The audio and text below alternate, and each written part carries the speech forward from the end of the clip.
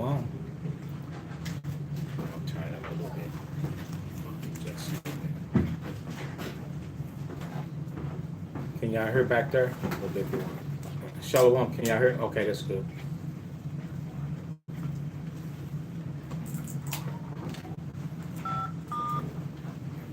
Conference recording started.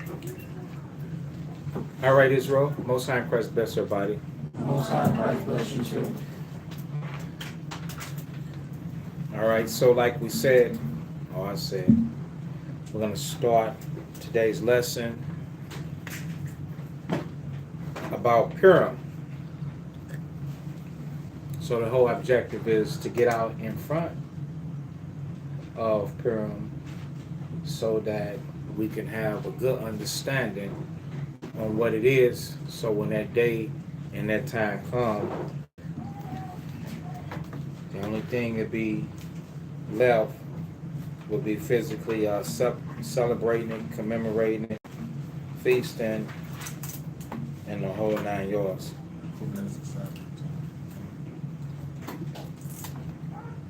Right.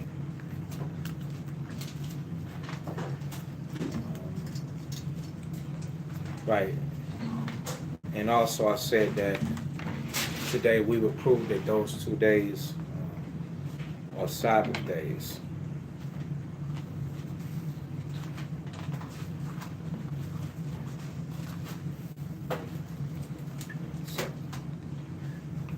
So you want to do that first?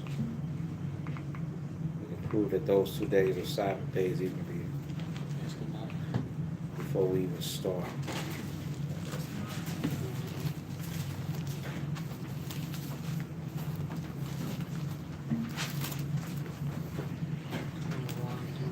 Right. So we'll fast forward to Esther, the 9th chapter.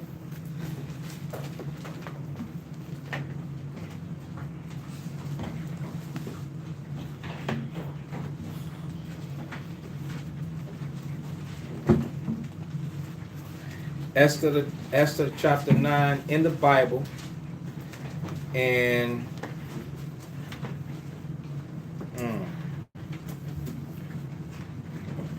let's see. So at verse 12.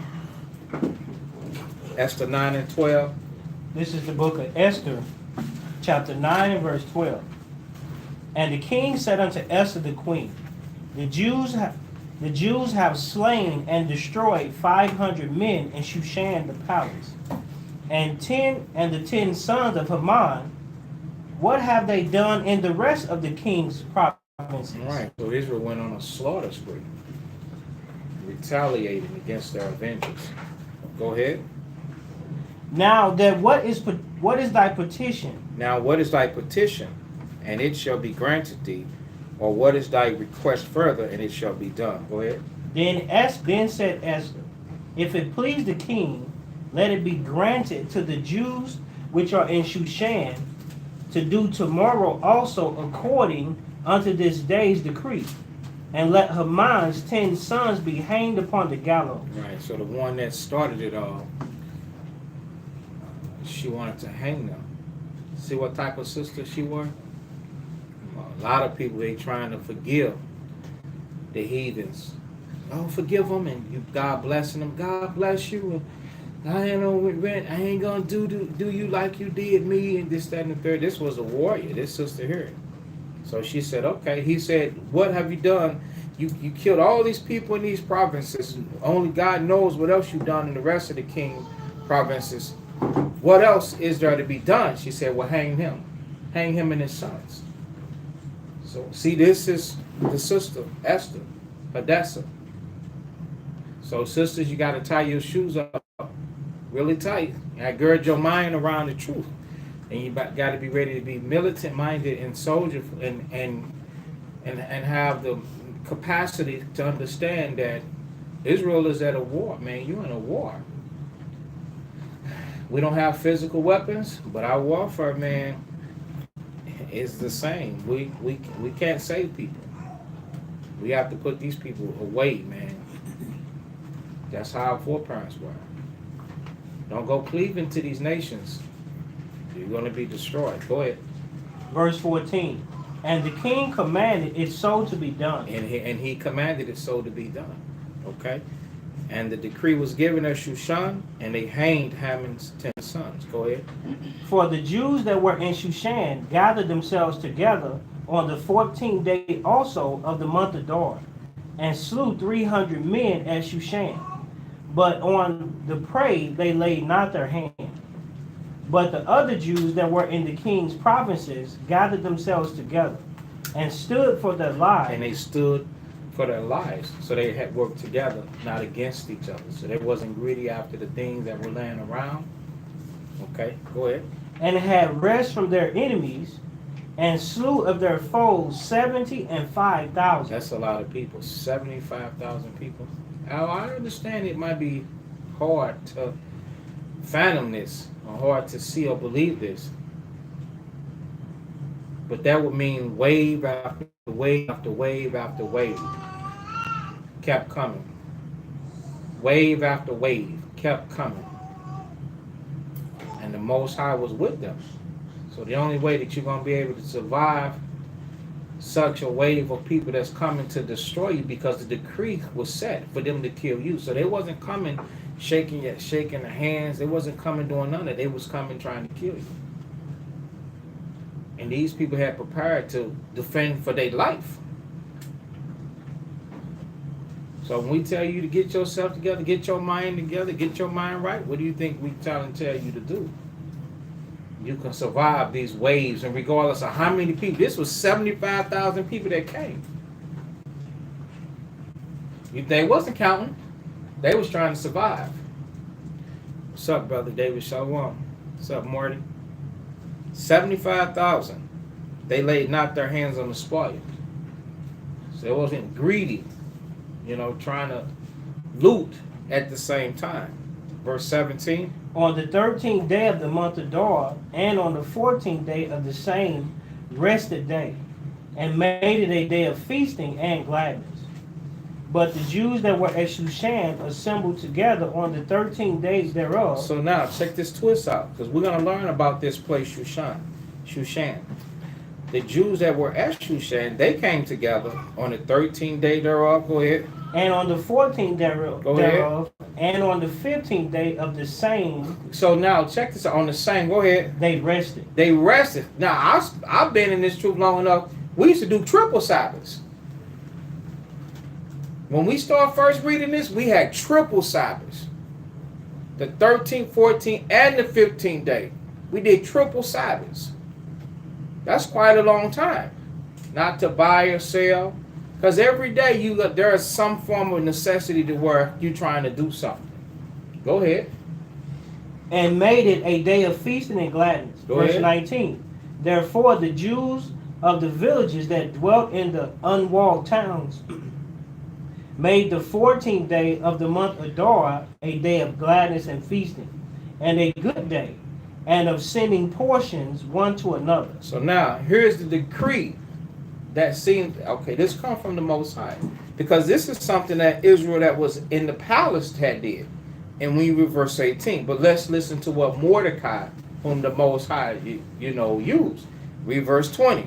And Mordecai wrote these things, and sent letters unto all the Jews that were in all the provinces of King Ahasuerus. So Mordecai, he's going to write a decree, and he's going to send a decree everywhere where Israel was.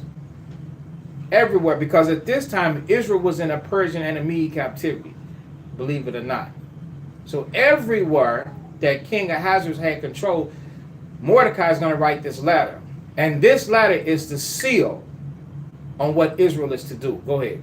Both nigh and far, to establish this among them, that they should keep the 14th day of the month Adar, and the 15th day of the same yearly. Yearly. So what happened to the 13th day? Mordecai said, okay, we understand that y'all did that. That's when the fighting began. But this is what we're going to do. We're going to keep the 14th day and the 15th day of this month Adar, and we're going to do it yearly. Go ahead.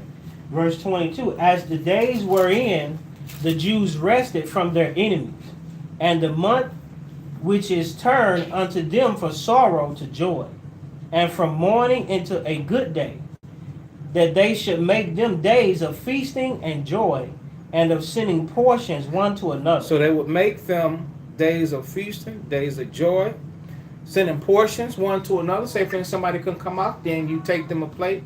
You send portions. I send this to brother such and such. Send this to sister such and such. You're going to send portions over there to them. You're going to send gifts. You're going to give gifts to the poor. You're going to give gifts one to another. This is an opportunity. You want to give somebody gifts, or you got something, it's in your spirit. You say, okay, I want to give this to such and such a person. Here's an opportunity right here on a high holy day. Okay? So now remember,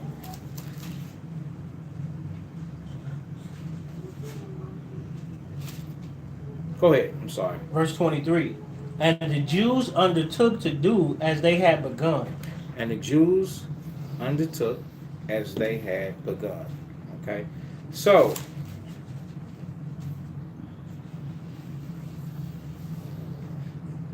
that's it. That's where you get the doubleness, the 2 days from, instead of the 3 days. Okay? So, let's go back to the beginning of it. This is what you don't want. You don't want to just, you get to the end of the matter and say, well, hey, they rest on these days, they sent portions, they feasted, but why did they do these things?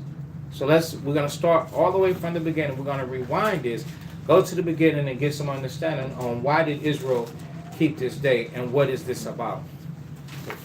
Purim, the Feast of Purim, starring Esther, the queen, in the Hebrew, whose name is Hadassah. So, the book of Esther in the Bible, chapter 1 and verse 1. This is Esther 1 and 1. Now it came to pass in the days of Ahasuerus, this is Ahasuerus which reigned from India even unto Ethiopia, over 127 provinces, that in those days when the king Ahasuerus sat on the throne of his kingdom, which was in Shushan the palace, in the 3rd year of his reign, he made a feast unto all his princes and his servants. So now, Ahasuerus, he reigned from Ethiopia, from India, even over Ethiopia, over 127 provinces. That's over 2,700 miles. That's a big old portion. India to Ethiopia. This man was ruling the world on that side. So he was the dude there. It's verse 1. Verse 2. In those days the king, he sat upon his throne, which was in Shushan, the palace. So now, that palace Shushan, that's named there, but that name has changed. Know where that palace is? That palace was in I want to say Iran. That palace is in Iran. Okay? Known as Iran today. Part of Iraq. Now, Iran and Iraq, that's two different places, and it's split by mountains, but that's where the palace was. That's to give you some type of idea. Does everybody want to know, well, where's Shushan the palace at? Okay? So verse 3.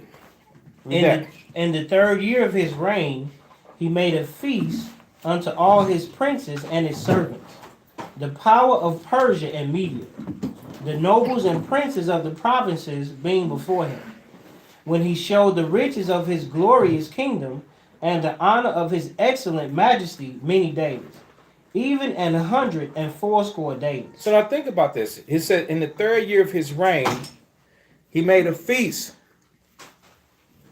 to everybody, the prince, even his servants, everybody that lived in his domain.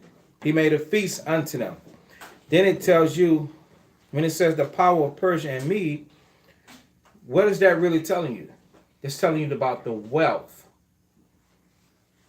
They had so much money that the way that you see things carrying and going on now, that's not how That's not how they lived. Milking the poor, having to pay for everything. That's not how doing this. This king right here, he didn't live like that. He had a tremendous wealth, and he shared his tremendous wealth. But under the nations, we're going to show a brief clip on how this nation fell and where they at now in the ground, and show you the people of the Persians and the Medes today. Okay? So let's see where we stop at. We in Esther chapter 1 and 3. The power of the Persian Medes, the princes, and the nobles and the princes of the provinces being before him. He showed the riches. Oh, there it is there. He showed the riches of his glorious kingdom. So he let everybody know about his power, that he had money. Israelites was in on this thing too. Israelites benefited from this thing too. Everybody that was under his government, they fared presumptuously. They fared well. They ate very good. What this tells me is that these kingdoms that are in authority now, they have great hatred for us. They have so much hatred for us that they'll oppress us intentionally. They got the power and the means to open up their pockets and their treasures and feed the poor.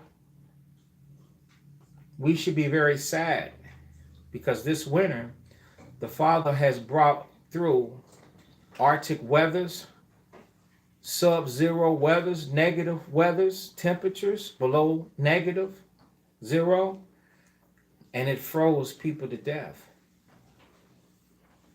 It showed people out, if you look in the news, it showed people like just laying out in the street, like out on the sidewalk, man, covered up, dead, like a squirrel, frozen to death in public. They were out there sleeping, had nowhere to go. They just laid down and died.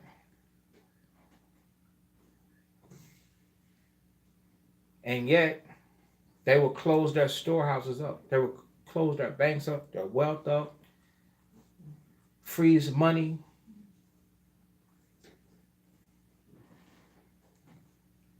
Don't expect sympathy for the nations from me. I ain't got no sympathy card for them. When you read the scriptures, man, there has been kingdoms that the Most High allowed them to reign, and they still had what they would call being, humanitarians. They still was taking care of people, giving to the people. It's this red devil. It's him. Since he's been in rulership, the world has really plummeted to the point to where scavenge, and he's taught them to be like that too.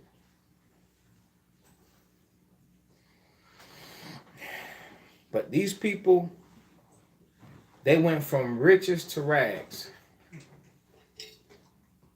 messing with this man.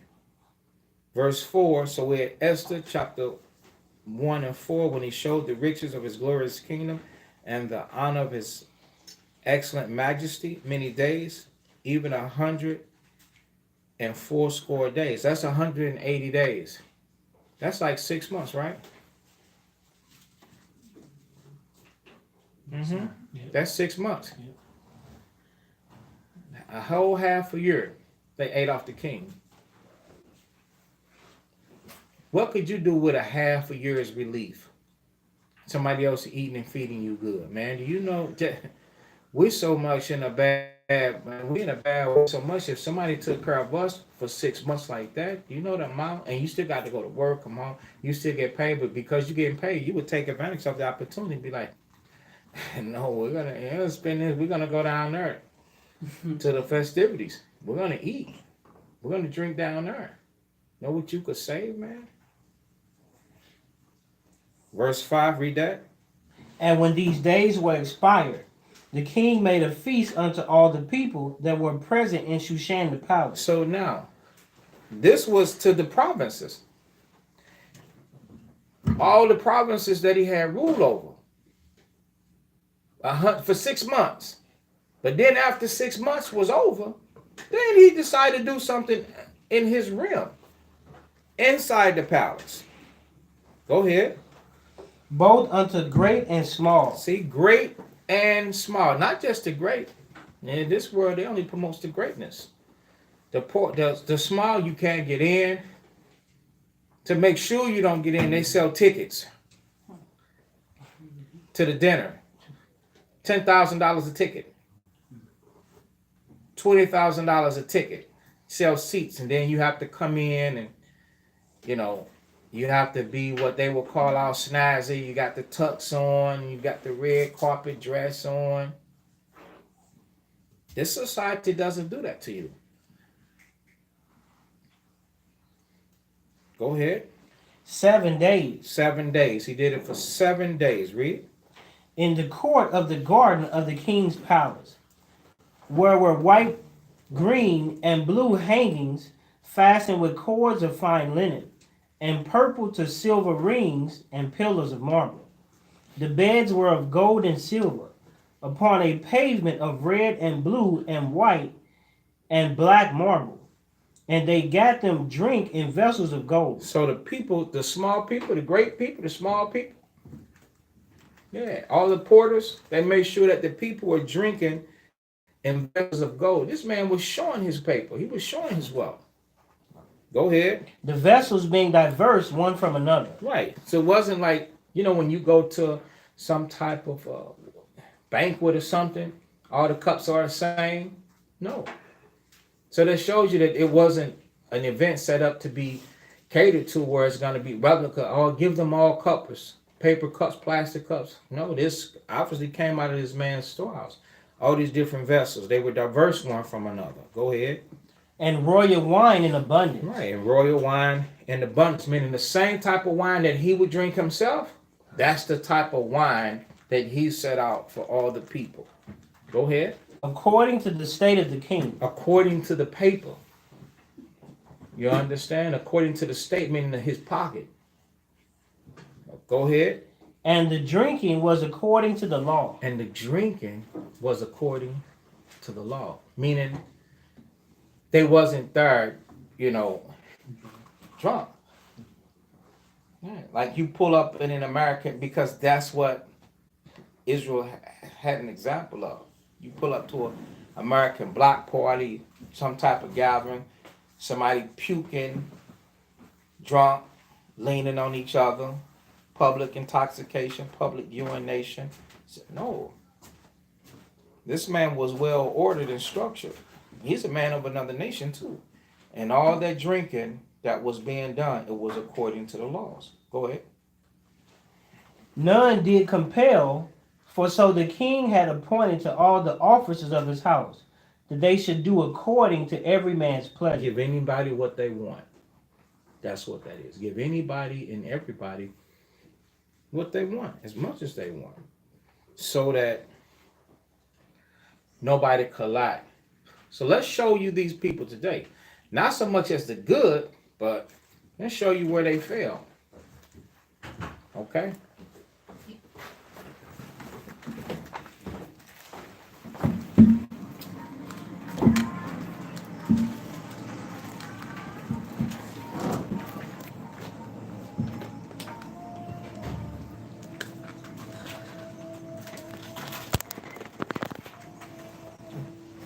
Mahatma Gandhi once said, "To a hungry man, a piece of bread is the face of God."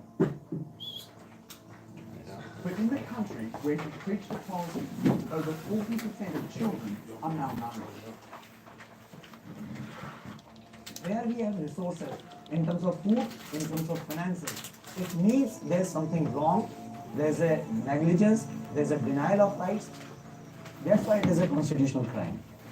The one thing that startles me even today is when I look at the numbers and I say that every second child under the age of 3 is undernourished. It just doesn't make sense. There's a huge middle class apathy in India. People don't really understand that there is so much child malnutrition. Their lives are very, very different from the children who are malnourished. It would seem that they don't care. Across India, 25 million children suffer from starvation. It's a bigger problem here than sub-Saharan Africa. Many families depend on food handouts from a welfare system which critics say is plagued by mismanagement and corruption. I'm Drew Ambrose. On this edition of 101 East, we ask, why are thousands of Indian children dying from hunger?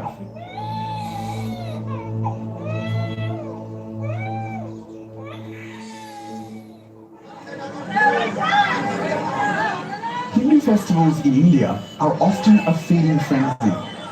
These offerings to celebrate the birth of Lord Rama bring good karma. This boisterous nation produces enough produce to feed its 1.2 billion people. Yet for millions, the fight for food remains. Half of all families in India's urban slums struggle to find food and experience chronic hunger. 9-year-old Roshan lives on Delhi's outskirts with her relatives. Going to bed hungry is something she's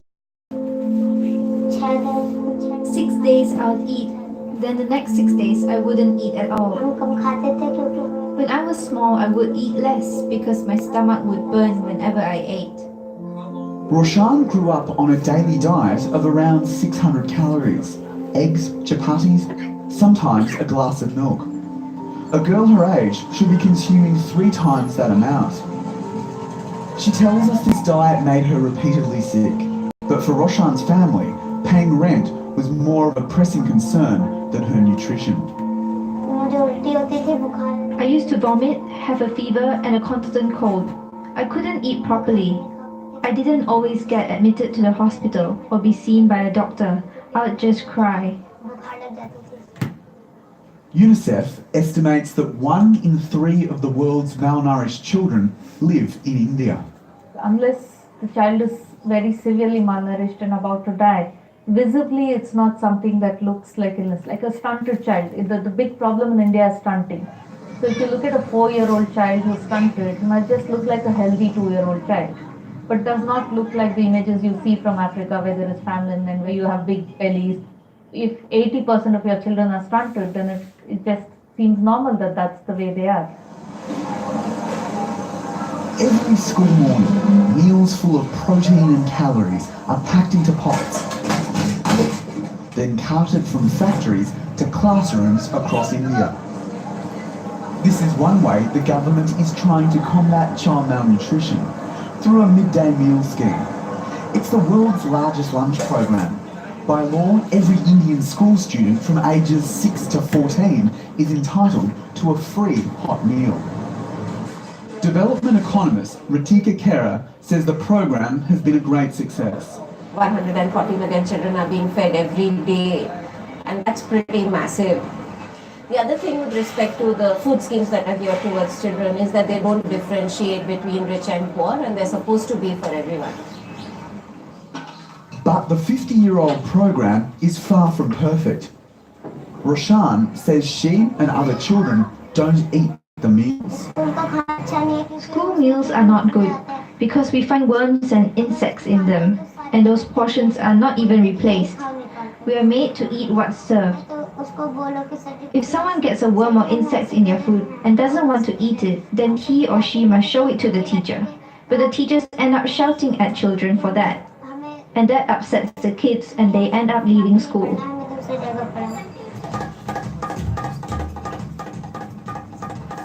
This alleged neglect is occurring just an hour from the corridors of power. New Delhi, the capital, has India's highest per capita income. Roshan lives in a nation of food surplus, which has witnessed rapid annual economic growth over the past 2 decades. Why do we care about growth? We care about growth because we want it to translate into a better quality of life for people.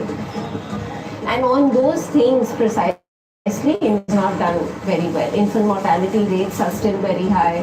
rates of undernutrition are very high.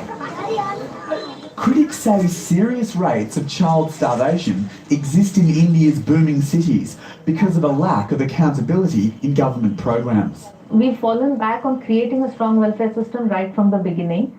And earlier there was the excuse that it's a poor country and we didn't have the money to do it. I don't think that excuse holds anymore. We've been growing fast, but the priority for education, for health, for creating public institutions is completely lacking. India's biggest state, Uttar Pradesh, is also home to the Taj Mahal. But in 400 slums around the nation's biggest icon, half the children under 2 are underweight. We have a women's group in this slum. And we have A physician by training, Dr. Siddharth Agarwal left the profession and made it his lifelong mission to tackle child malnutrition. His NGO aims to improve urban health services in cities across India. The doctor shows me a government health centre called an Anganwadi. Workers here feed children. Wait, they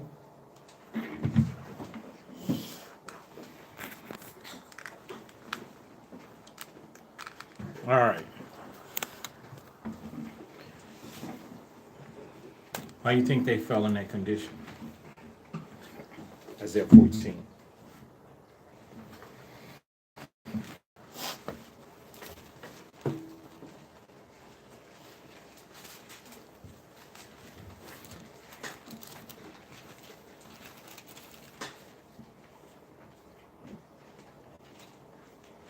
Isaiah 14 and 12. This is Isaiah chapter 14 and verse 12. How art thou fallen from heaven, O Lucifer, son of the morning? How art thou cut down to the ground, which didst weaken the nation? Right. So the Europeans have weakened all nations into doing what? Dealing with the Israelites unjustly, dealing with you wrong. Okay? So when they became weak, when they stopped listening, when the nations stopped listening unto the Most High, and then they start following Satan, that's inside of Esau, all the nations began to fall down. Okay? Let's see.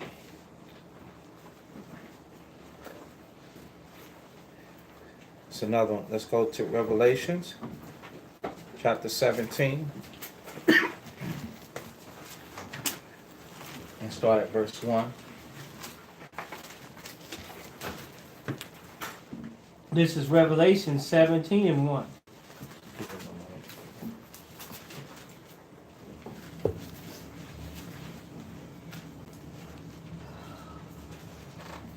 Go ahead. Revelation 17 and 1. And there came one of the 7 angels, which had the 7 veils, and talked with me, saying unto me, Come hither, I will show unto thee the judgment of the great whore that sitteth upon many waters, with whom the kings of the earth have committed fornication. You see that? So the kings of the earth have did what? They committed fornication. They went into idolatry. They went into the diabolical plan and plot to corrupt and deal wickedly with the Israelites too. Okay, go ahead. And the inhabitants of the earth have been made drunk with the wine of her fornication. Right, and they all went and got involved and got drunk off the punch. Yeah. And as a result, you see where they have, and that's why all of these, that's why a majority of these nations, they got this poverty level too, and that's what happened to the Persians. Yeah, they functioning, but they being controlled by Edom too. But that's why you just saw they went from having that mindset to where the king of the Persians, he said, "Man, we'll take care of everybody." All right, they don't do that no more because the people that's teaching them has taught them to have the elite and then also have the oppressed too. greed. Okay? Was that it? Was there more? Yes. Go ahead. Verse 3. So he carried me away in the spirit into the wilderness, and I saw a woman sit upon a scarlet-colored beast, full of names of blasphemy, having 7 heads and 10 horns. Okay.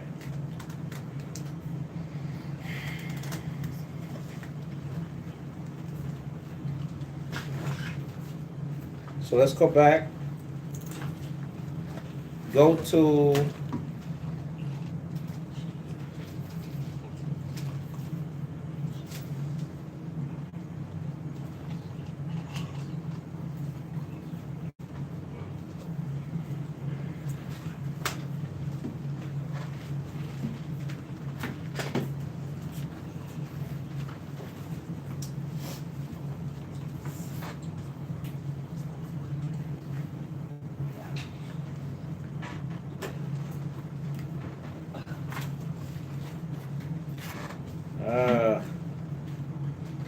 Second Chronicles.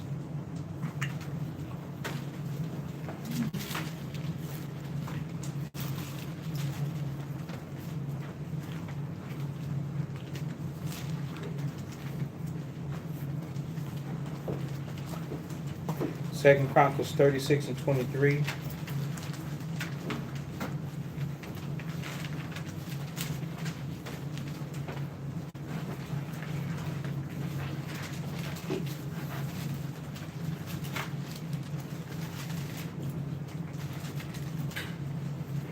This is Second Chronicles chapter 36 and 23.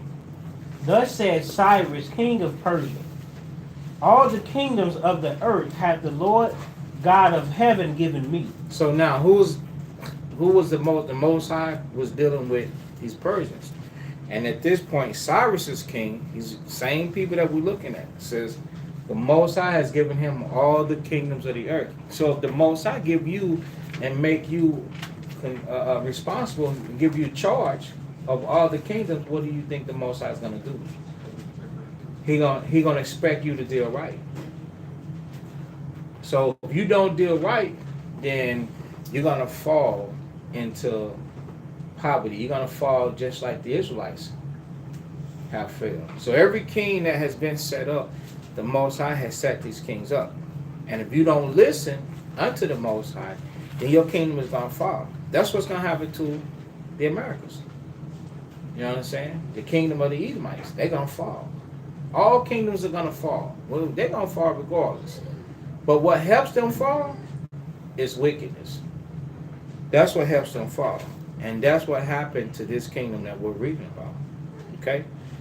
And right now today, you just saw the kingdom of the Persian Medes, under, also known as India. They living in poverty. Okay? So now, let's go back to the book of Esther, the first chapter, and we're going to read the 10th verse now.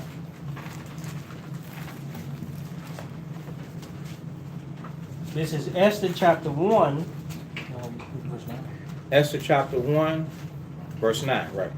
Also Vashti the queen made a feast for the women in the royal house, which belonged to King Ahasuerus. On the 7th day, when the heart of the king was merry with wine, he commanded Mehuman, Biztha, Harbana, Bigtha, and Agagtha, Zethar, and Carsus, the 7 chamberlains that served in the presence of Ahasuerus the king, to bring Vashti the queen before the king with the crown royal. So now on the 7th day, the king, he was feeling good. He had been drinking, and he wanted his woman. And he had all these people that served with him to ask his woman to come forth, to bring Vashti the queen before the king with the crown royal, meaning bring my crown too, and show the people the princess her beauty, for she was fair to look on, meaning Vashti. So here's another video of what Persian women look like. Somewhat of, we're not saying that this is Vashti, but here's an example of what Persian women would look like. What type of woman?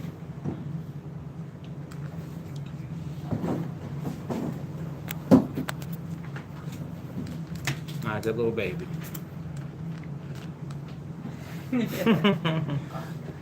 Mothers in villages and slums across India. This 2-year-old girl on the scales is malnourished. Even at this tender age, there will be irreversible health problems. The child.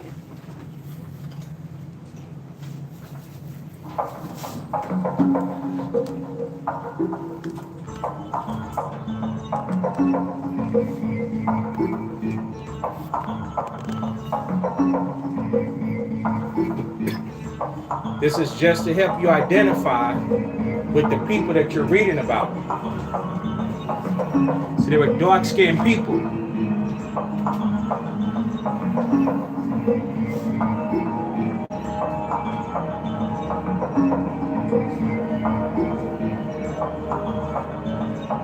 So that'll help you to understand how he could find interest in who? In Esther, right?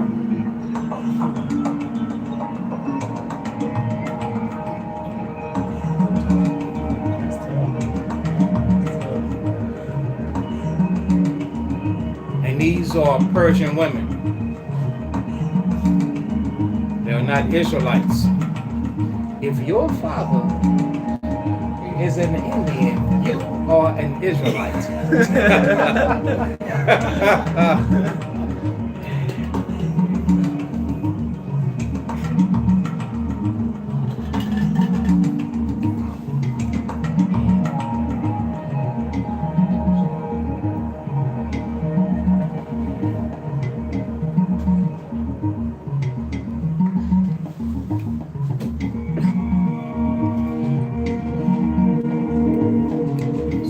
See people like this every day when you're walking in different stores, and you might wonder what's their nationality. You might think these are these Israelite women? No, they're dark-skinned people. Some of them just don't have their dots. You look for the red dot, like they've been playing bingo.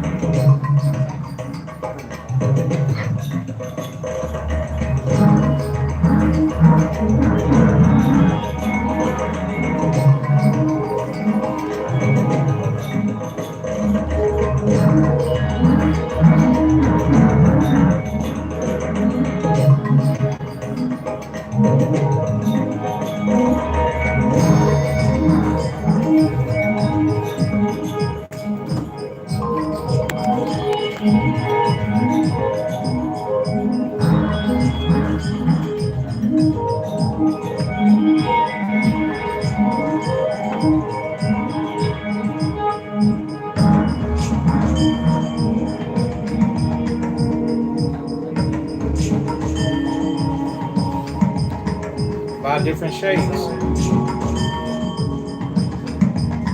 Notice they got one thing in common, all straight hair.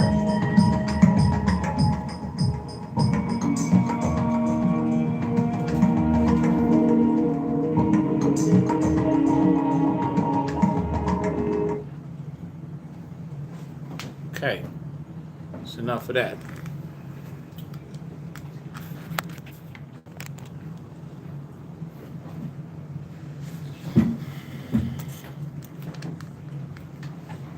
So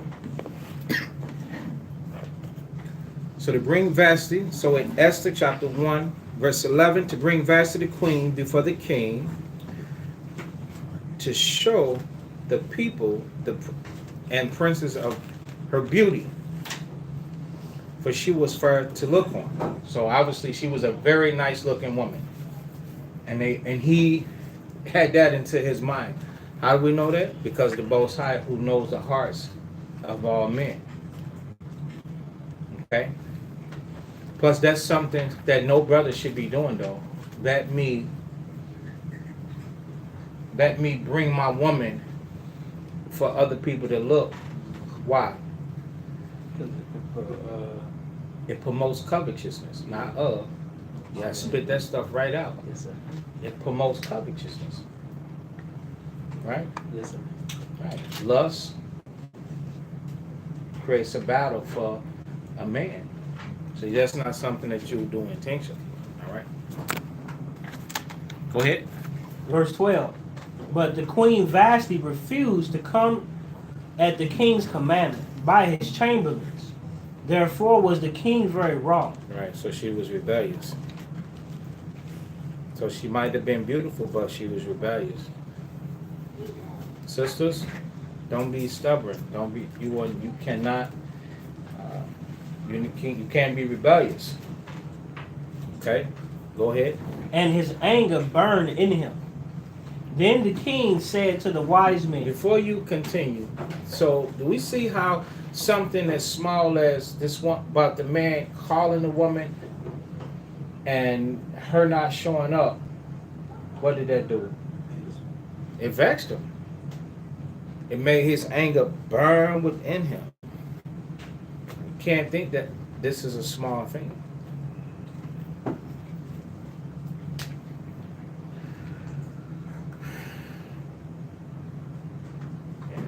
You can't think that that's a small thing right there. Sisters, you know, you married and you have a husband, and what was Esther? Was she one of them? Esther was an Israelite. Sisters, you know, the brother call you and ask you to come, you have to come. That's mad confusion. You can't just not show up, not come, hear him call you, ignore you, because here's an example. The scripture said that's going to burn wrath inside. Okay? I just wanted to point that out. That's not, you know, that's not showing respect. That's not showing love, humility. To who?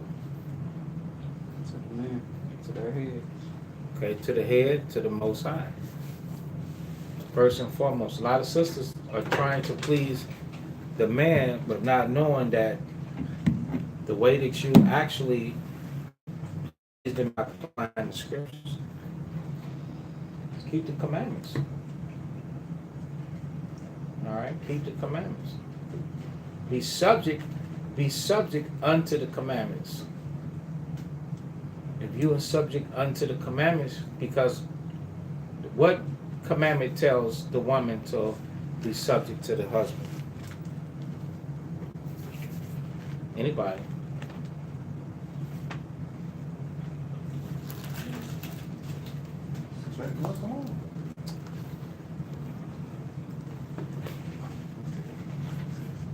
Yeah, I said anybody. No, that's all right. He struck out. Anybody else? That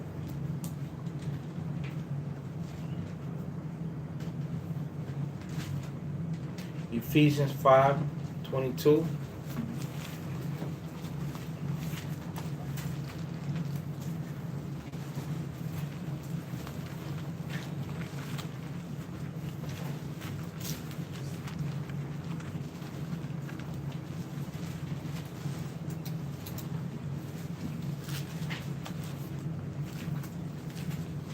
This is Ephesians chapter 5 and verse 22. Wives, submit yourselves unto your own husbands as unto the Lord. Right. So submit yourselves. If the Lord called you, you will show up. So wives should submit themselves unto their husbands. Okay. Is that it? Okay. Okay. Go ahead. You can read that one. Verse 24. Therefore, as the church is subject unto Christ, so let the wives be to their own husbands in everything. Right. So the church is the whole congregation, the whole assembly. The same way that we are in subjection unto the Christ, sisters have to subject themselves unto the husbands in every detail. Every detail. Not just a couple of them, but all of them. Man didn't write this. All the single sisters, if you know that you're not ready to listen to every detail, you shouldn't be considering marriage. Matter of fact, a lot of single sisters, you shouldn't be trying to throw your only card in. As you only got one. You gonna play that? You play that song too. You play that thing too soon. You get your dud. You got you a young dud. Dud a blank man. He got no fruit, no actions, no nothing.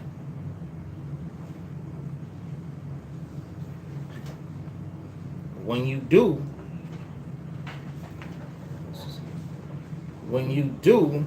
you got to be ready to submit in everything he say. But. Ain't no up. This guy, up. See? That's a whole nother level right there. If he say be quiet, be quiet. You say come. You say go. You say, you gotta be. Our sisters out to y'all twisting y'all neck. You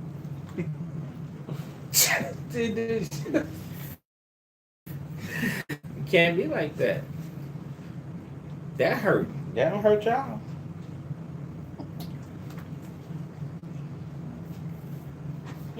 But brothers, brothers have a responsibility too. You know how when we get on brothers, when we talk about how they supposed to be responsible, do y'all know how tall they feel? They feel about big as an hour later. Like, how can a man do all of that stuff? We'll get it done, or don't be thinking about no woman then. And if you got a wife and you ain't fulfilling that, then you got to do what you got to do. But this ain't about them. This is about how the woman should be in subjection in everything. That says the Lord, according to scriptures. If he tell you to do something wrong, of course. I want to eat steak tonight. Put that in your coat, shit. You know you gonna get a slice. No, you don't do that. You walk away from him. You're dealing with Satan. You have, according to scripture, you got the right to walk away. He gonna be like, Patricia, Trish. Just make me raise my voice. They gonna know we in Trish. And you walk away from that. You leave that. Shit. Go to the car. Shit. Leave his hands in the grocery store. Then you go to the car. You don't go to the car because he's saying, stand here, we finna talk about this. You ready to go to the car. No, you go to the car if he asks you to steal something. You don't do that. You're like, man, I'm not finna go to jail. Verse 33. Nevertheless, that every one of you in particular so love his wife even as himself. Go ahead. And the wife see that she reverence her husband. Oh, there it is. Wife see that she reverence her husband. So when we go back, Vasti didn't reverence her husband. She said, the hell with you, Negro. Oh, he wasn't no Negro. But to hell with you. What we gonna call him? Elam. She said, to hell with this dude. She didn't reverence. So sister, you can't be like that. You gotta reverence. You have to reverence your husband. You know what reverence? What does reverence mean, Tazawa? The single man trying to say something. What does reverence mean? You can't think of the definition. You can't think of the definition. You got to make sure that that your wife looks at you like this, like she has a deep reference. Anybody else? No, married brothers. The water? What does reverence mean? Deep respect. A deep respect. Well, us married brothers have a brother. We're fighting to get a deep respect. A deep respect. You know what a deep respect? A deep respect. You won't just say anything to me. That's a deep respect. You won't say anything. It ain't flying south with you. You the reason of this thing. No, you got a deep respect. I'm not arguing. I'm not going to argue with you. She's not going to argue with you. Deep respect. She's not going to be combative. Deep respect. She's not going to say anything. Deep respect. I have a deep reverence for. I have a deep respect, man, for you. They look up to you. See, because she loves it. I don't want to say that to him. That's a deep respect. That's the scriptures. That's not me. I'm not making this up. I didn't put that in there. I'm just bringing it out so that sisters, y'all could see that. If you don't have a deep respect for your husband, and you say anything, and you do anything, and you feel anything, and you whisper anything, and you think anything, you don't have a deep respect. This is the level that you have got to get on in order to be in compliance. That woman that we read about didn't have a deep respect. And that's why the man was vexed. Because that's probably not the first time that she did it. But the problem is she did it in front of his mans and them. And when you read about, when we read on, they gonna stand up, they gonna, what's up? What's up? Right. Just like if any sister in here clown her ass off, all the rest of the sisters gonna be like, she did it. That's acceptable. That's what I can do. Somebody has got to have a deep reverence. Reverence her husband. And the one that has the reverence for her husband is going to be the person that teaches people how to reverence the husband, because that is the person that's done it, that's doing it. You're going to understand that it's for the scripture's sake and the honor due unto this person. It's not personal. I'm serving you. I'm doing this thing because I don't know no better, or I'm some knucklehead broad that don't know something better. No, you're doing it because this is a lifestyle that has to be this way in a house. It has to be. Don't no man want no nagging woman. Don't no man want no whispering woman. Don't no man want no woman talking back. Don't no man want no slothful woman, no lazy woman, no feisty woman. He want a woman with discretion that knows what to say, when to say, how to say it. And if something ain't right, let me get out the way. Let me get out the way. And I'm going to come when it's right. You don't just come. I'm a person, so I'm coming to you. That's how y'all live. That's how sisters live. I'm a person, so I'm coming to you. I got a voice, so I'm just voicing it. I'm just bringing my opinion because I can do that. That's not what you do. It says, as unto the Lord. You're gonna control yourself when it comes to the Lord, but you can't control yourself when it comes to your man. You don't understand yet. You're still growing.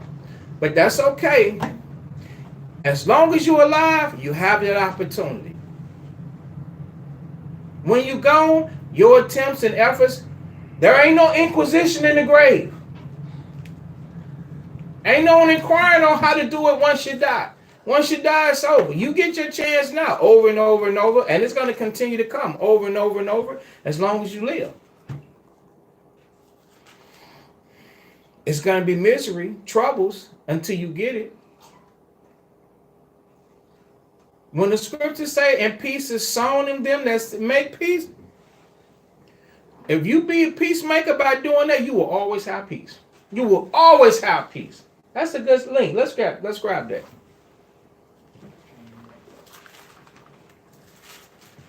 I'm fried. I don't know. What's that? James?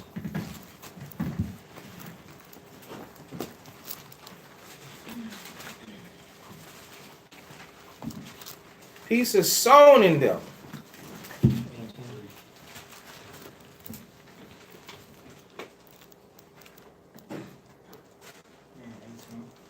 James who and who? James 2 and 18.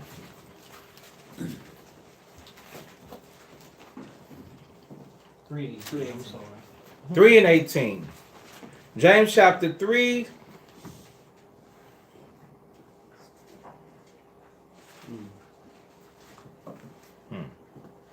And verse 18, we'll get to the point. This is James chapter 3 and 18. And the fruit of righteousness is sown in peace of them that make peace. Right. So you get peace when you make peace. If you have the ability to make peace, you're going to always have peace. Sisters, you want to know, how do I have peace at home? I say it all the time. Apply the scriptures. You might not know what applies to. Apply the scriptures that pertain to a woman. Be a woman. Regardless of what a man does. You sisters out there, regardless of what the man does, let him do what he going to do. You cannot control him. You cannot run him. You cannot live his life for him. But you can definitely march up and down like a straight drum major, trying to win the competition. You trying to be the best. You need to be trying to be the best woman that you can be, pertaining to what the description of the Bible tells you to be as a woman. When you do that, you're trying to make peace. The Most High will always bring peace, because you know what? If you have a rude and obnoxious man, if you have a man Nabal, we gonna take it all, put it on. We wicked as hell. Whatever it is, we seem to be in your sight at that time. By you doing what you're supposed to do in Christ, for Christ's sake, for the Most High's sake, we gonna come full circle. We gonna come correct. That's the whole objective. You say, I want him to come correct. Well, if you want us to come correct, it's not contingent upon what you do. I'm just admonishing out of the scripture saying, do this.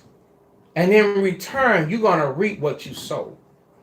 You will sow in peace, you will get your peace. This is how you get your peace. But some of you feel like, I can't be like that to a dog. You have to be like that regardless of what we are.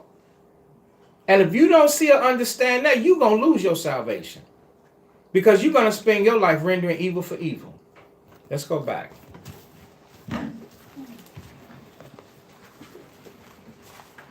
The book of Esther, chapter 1.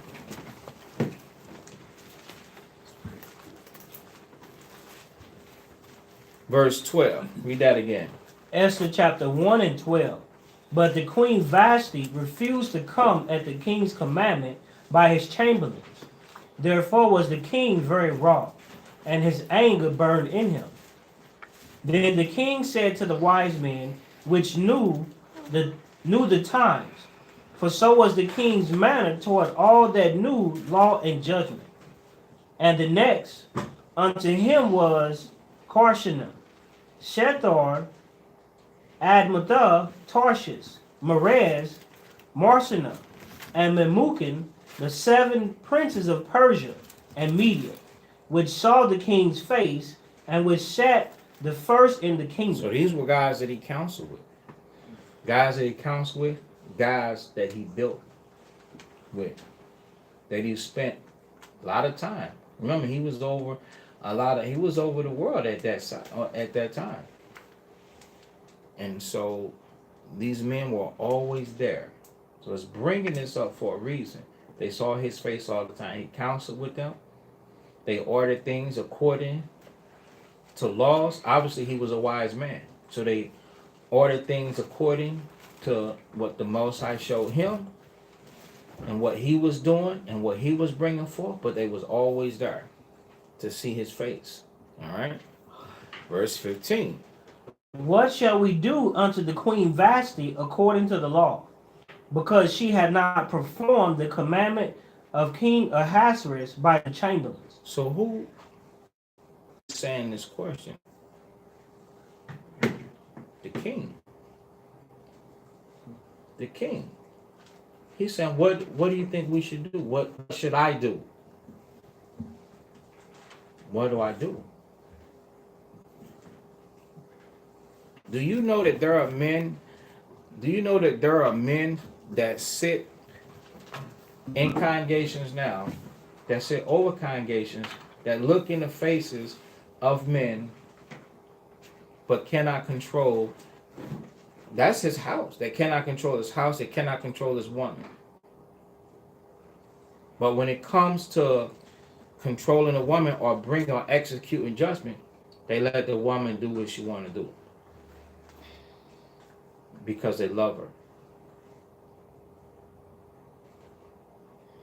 That's not what this is about.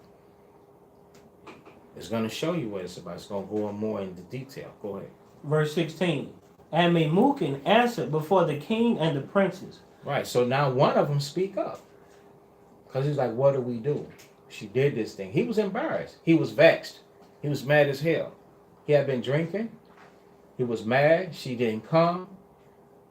All that did was probably remind him of all the other things that she do when she feel like it.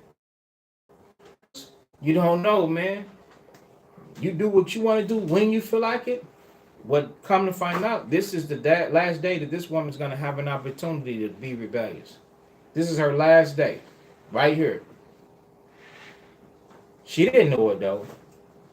She never thought that when she woke up, she wouldn't be queen anymore. I'm for you, those of you that haven't looked at the story at this level, I'm probably spoiling it.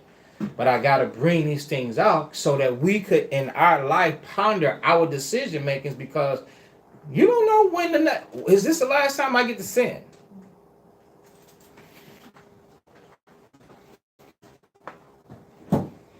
Is this the last time I get to sin? You don't know that. You just think that you can sin over and over. When the scriptures teach you what? What the scriptures teach us about sinning over and over? Somebody get it right. One sin that's not going to punish. Right. Bind not one upon another. Yes, sir. For in one, you're going to have to give an account. Everything you do, you're going to have to give an account. So you better be mindful of what you do. The best thing to do is, if you sin, repent of that sin, make an effort to not repeat that sin. Set your feet in the right direction, away from that sin. You good. But you're not supposed to sin and sin and sin and sin. Anger rests in the bosom of fools. Through anger, you could do a lot of sins. Think evil, speak evil, do evil, render evil for evil, retaliate. Go someplace you ain't supposed to go. Do something you ain't supposed to do. Call somebody you ain't supposed to call. Through anger, you could do a whole lot, man. But my formula of anger: listen to class, read, make the phone call to help. The 314, that's our area code out here. Call the 314, not 911. Go to sleep. Lay down and go to sleep. You ain't supposed to go add sin into sin. Let me go sin. Let me go do something else. Okay? Can't do that. So, verse 16, Memucan answered before the king and princesses. Go ahead. Vashti the queen had not done wrong to the king only, but also to all the princes and to all the people that are in all the provinces of the king Ahasuerus. For this deed of the queen shall come abroad unto all women. So what's going to come abroad, Tazwa? Obadiah? The deed. The deed. The deed. The action. When you do something, sisters, when you do something, people going to know what you did. You think that they ain't going to know what you did. People going to know what you did. Yeah. This was an act of rebellion. Do you think that she had all those princes in mind? Do you think she had all their wives in mind? She had one person in mind. But it affected more than just him. It affected a lot of people. Because her actions is a poor example of what a queen is supposed to be.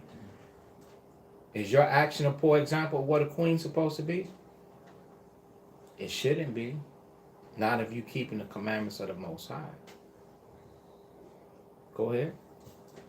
so that they shall despise their husbands in their eyes, when it shall be reported. The king Ahasuerus commanded Vashti the queen to be brought in before him, but she came not. Right. What do you think it means by they shall be despised in their eyes? So that they shall despise their husbands in their eyes.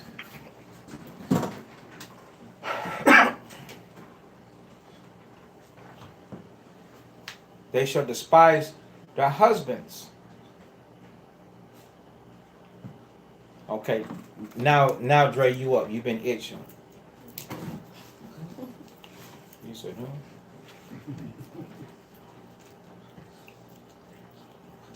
How would the women despise their husbands in their eyes after they hear about what done? Don't you think closely before you answer? In order to think, let me help you out, nephew. It's my nephew. My brother's boy.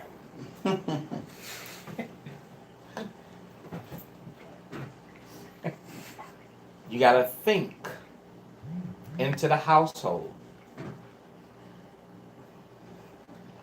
How would, say for instance, my wife did something to me, right? The rest of these sisters, it's gonna end up making them despise their husband. How? They're gonna do the same thing. Okay, they're gonna do the same thing. That's a common, but for edification, we have to visualize this thing. So then they just all of a sudden gonna start falling out with their man right now. They go everybody. Damn, it's turned to a brawl up in this joint. Sisters are snapping off. We like, wait a minute, brother's covering up. What's going on? To help you understand. Because now they got a reverence. Right. Because now they got a reverence because they taught to fear consequences. This is a severe consequences finna fall on this sister. Right. They was taught to fear this. But if she gets away with this, they're gonna despise her husbands. How?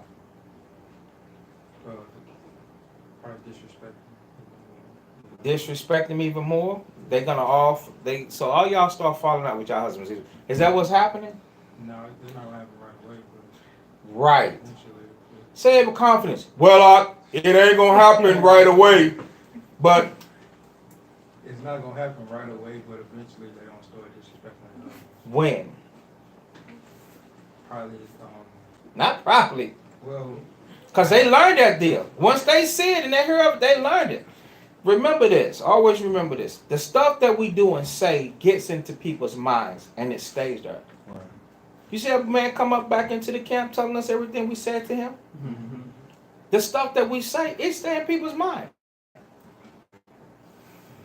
Don't rap music stay in our people's mind? And don't they do what the rappers say do? And they ain't never met the rapper, have they? They never met the rapper, but yet they doing what they say. So, when's it gonna happen? an example where she, Now, not her. When is the sisters when are they gonna despise the husband? Don't be intimidated. It's okay. Just imagine it.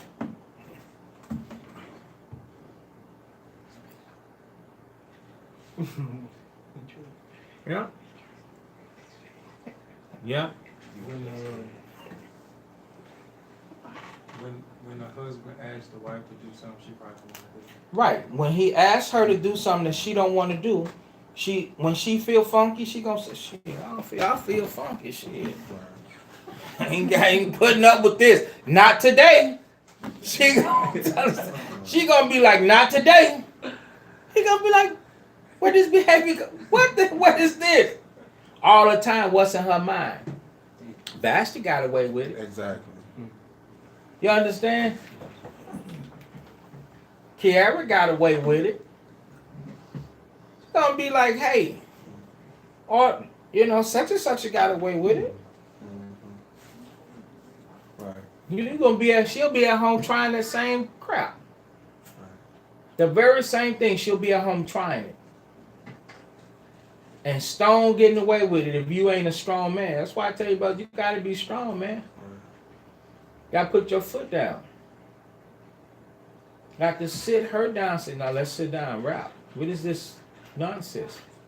You have to go over the scripture. You gotta get in there and you got to demand that the scriptures be applied. You got to see through all the little tears and see through that. Say, nope, we got to do the right thing. This is the deal here. Without fighting, don't put your hands on no woman. You ain't got to call her anything other than her name. You just got to sit down with a straight face and say, this is the deal. Okay? So it would happen in the future tense. Okay? That was the moral of the story. So, Esther chapter 1.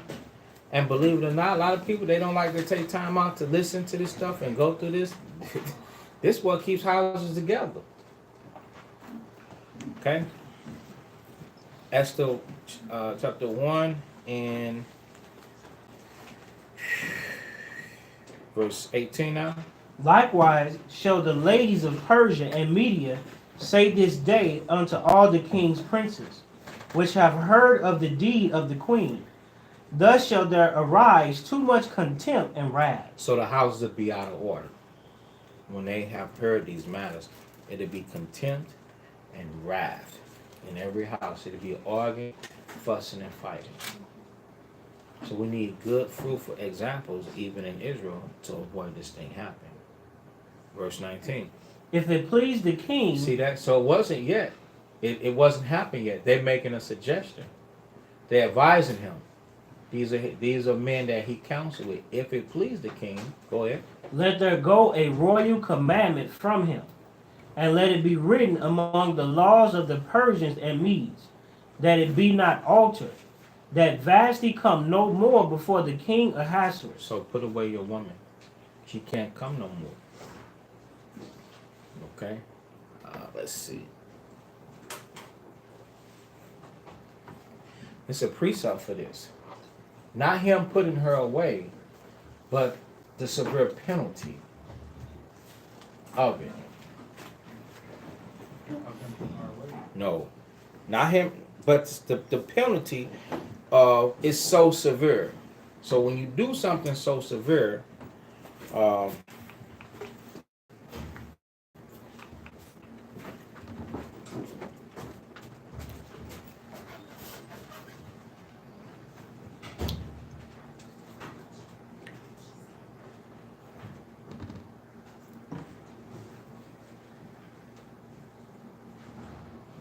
First Timothy 5.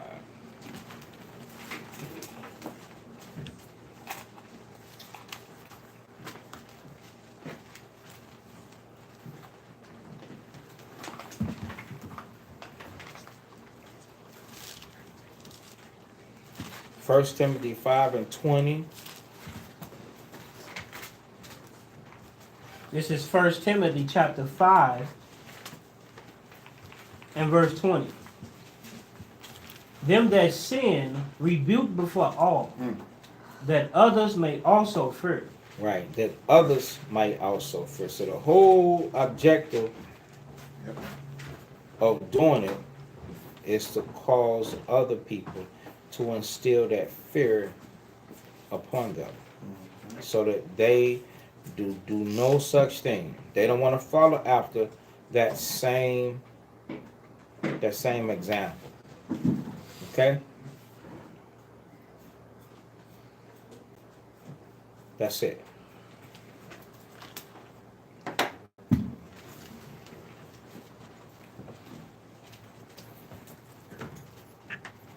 So like, say for instance, if in the midst of somebody get out of order, you don't just, if they do it in front of people, if they buck up, then you rebuke them right then and there. You might have to rebuke them sharply. Sharply meaning it might be cutting. It might be hurtful to them, the stuff that you say, using the scriptures. because there always has to be a decent order and a decent fashion. So if somebody gets beside themselves, then you would rebuke them right then and there so others could know. In a case like this, we can't do like a husband's gonna do and put away our wife because you don't come. Sisters, you get angry and you walk away and the guy call you back, he cannot put you away. That's not what we're teaching. He can't put you away. But know for sure you should get the business. He should correct you. And he shouldn't spare the correction. Am I saying that him to disrespect you and call you out your name? No. But him telling you that that's rebellious, he should tell you that you just rebel. You just rebel. And rebelling is as the sin of what? Obadiah. Yeah.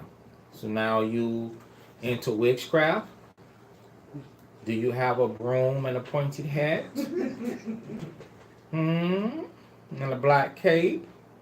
See, if him saying all of that stuff to you during that time, you're going to be burning up. You're going to be heated, roasted.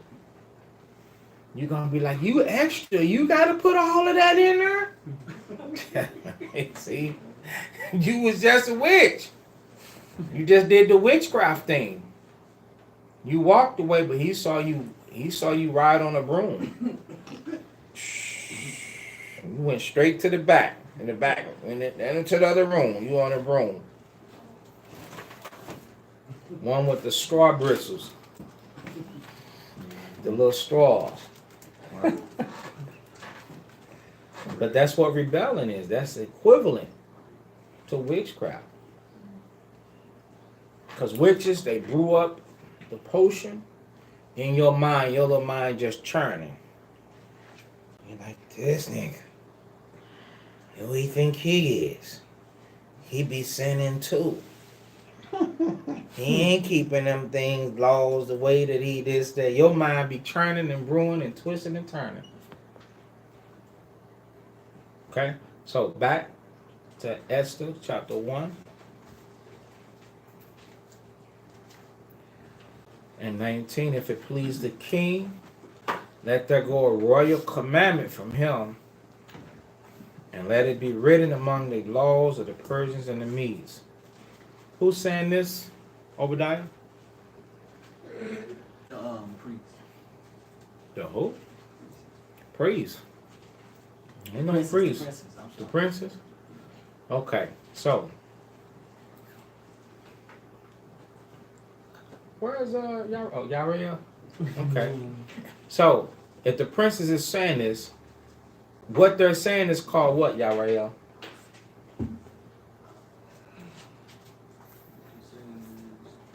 What they're saying. We know what they're saying, but what would you call that, the saying, that's words that they're using towards this man? Towards,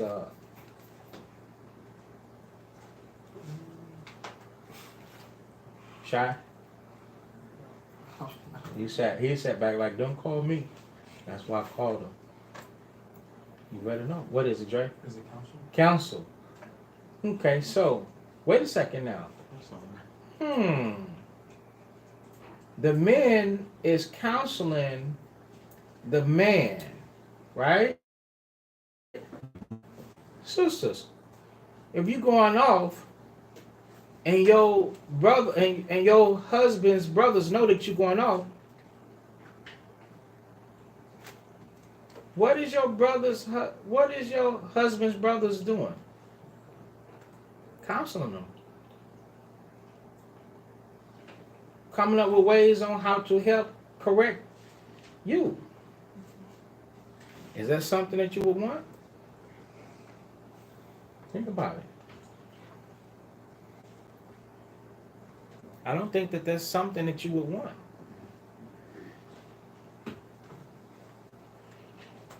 Coming up with ideals. Of course, we different from Persians. So we will be coming out the scriptures, of course. But you wouldn't, I guess in all actuality, You would disagree if you off, if you going off and you giving and you in sin. But for real, he would need counsel to help go through the stress of dealing with the situation to keep him from being blank. Keep him from being what? Dre? Abundant? Okay, you said disrespectful? Okay. Keep him from being disrespected? Keep him from being angry. Because you're going to anger him with what you're doing. So, counseling would be to help him to last and come back and bring out the scriptures. At first, I'm thinking like in this Persian mind state. No, you don't want that counsel because they're going to be telling him in wickedness. They'll be telling him. Now, I've heard plenty of situations in wickedness to where wicked men will be telling. There'll be a wicked counsel telling the man to put you away or get rid of her. She got to go. Putting her away for every cause. The hardness of his heart. You didn't come, you got to go. You didn't cook, you got to go. You was cussing, you got to go. You didn't put out, you got to go. You was angry, you got to go. Y'all fought, you got to go. You threw something, you got to go. You came back late, you got to go. You had to go, so you got to go. You're like, I got to go, and you leave. When you keep going, you got to go. So the wicked counselors will be telling, and you know, sisters are up against that. That's why a lot of sisters be ended up back out on the street. They be in a relationship don't work. Now all of a sudden the guy's heart his heart is hard as a stone and cold as ice. That ain't the person that she was trying to love and loving all along and kisses pulling it. Now all of a sudden she got to go. Where'd that come from? Counselors. Evil counselors. Total wickedness. Yeah, brother, she got to go. She ain't if. Let's get that. Ecclesiastes.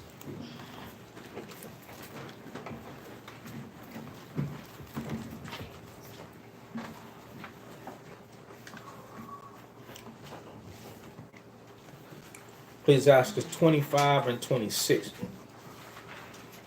Get quick to pull this. 25 and 25 and 6. Ecclesiasticus chapter 25 and verse 25. Give the water no passage. Don't give her no passage. Don't let nothing go through, bro. Go ahead. Neither a wicked woman liberty to gad abroad. Don't give her freedom. She's walking all around doing what she want to do, talking. She's saying all this different stuff. A woman to talk just as much as you talk. Y'all argue the whole time. You ain't got nothing through. You ain't getting no points across. It wasn't no understanding and no edification at the end of the day. Y'all ended with and. That was it.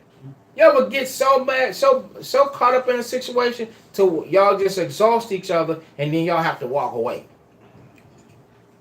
You let that happen? You're supposed to be able to stop the situation and say, no, this is the reason. She's going to end up like, oh, it was all my fault like it always is. See? Go ahead. Verse 26. If she go not as thou would have her, cut her off from thy flesh. Yeah, go ahead. And give her a bill of divorcement and let her go. People will implement that. People will counsel a brother to do with you like that, and you will be out on the street. Can't do that. Okay? That will be a wicked counsel, even though that's in the scriptures. Let's go to Matthew chapter 19.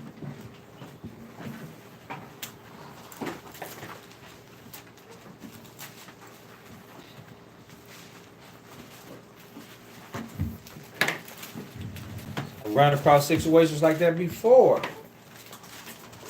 Excuse me. Brothers want to put the woman away. if she don't do what I say, what does me then? Cut her off. Give her a bill of divorcement. Can't do that. Because that law that they was quoting was supporting Deuteronomy chapter 24, verse 1. But after the Father, the Most High, sent Christ, Yahushua, the Most High brought the understanding back through Christ into the earth again. Okay? So, Matthew 19 and 3, the Pharisees also came unto him, tempting him, and saying unto him, is it lawful for a man to put away his wife for every cause, meaning for every wrong? And he answered and said unto him, have you not read from the beginning? Have you not read that he which made them at the beginning made them male and female, and said, for this cause shall a man leave father and mother and cleave unto his wife, and they twain shall be one flesh. So the beginning, the intention of the Most High was for them to end up being one. Okay?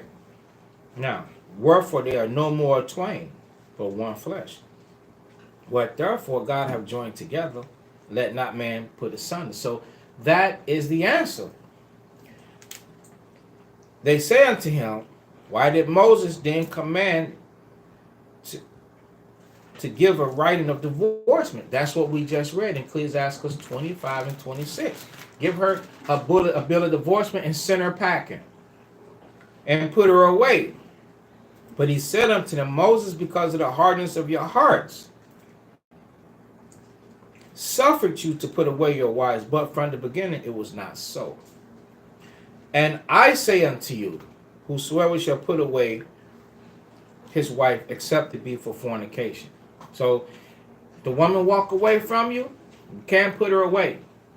Sisters, that doesn't mean that you're supposed to do that.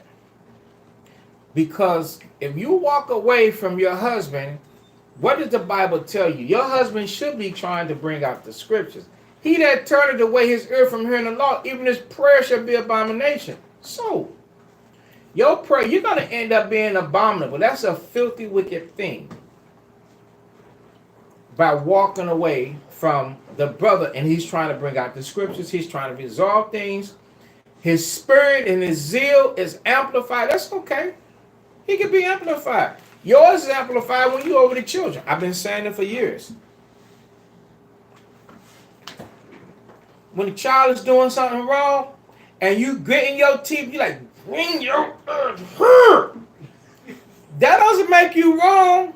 You like, I'm a snatch now. You get over here and sit down and straighten this up. Stop doing that. You jerking them around. You like, and you're like, you a woman though, but you like manhandling them. You got his arms. You got to sit down, and you make them sit down.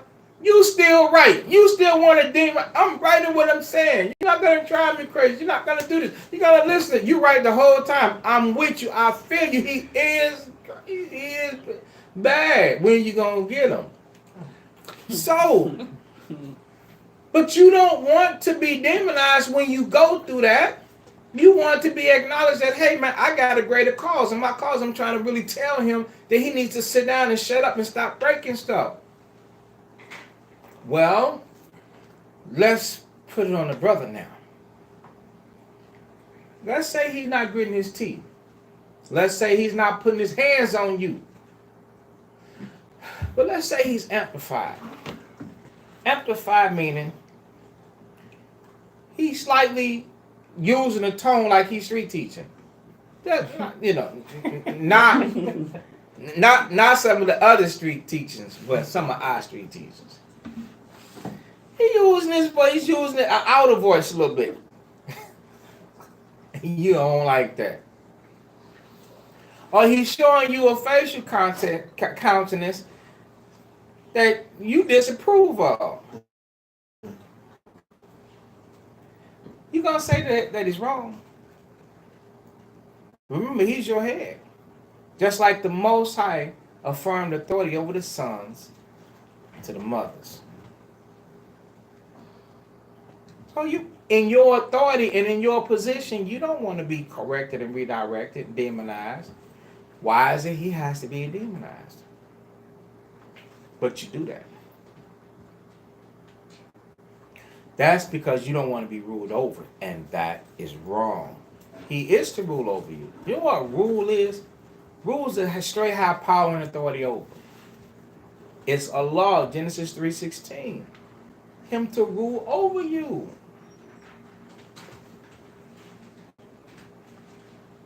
Now, you always have the option. Things are out of hand, you say, hey, you don't have to raise your voice. You can say that. Please say that. Please say that. I'm begging you to say it. You don't have to be sarcastic. Please say that. You can always say all of those things.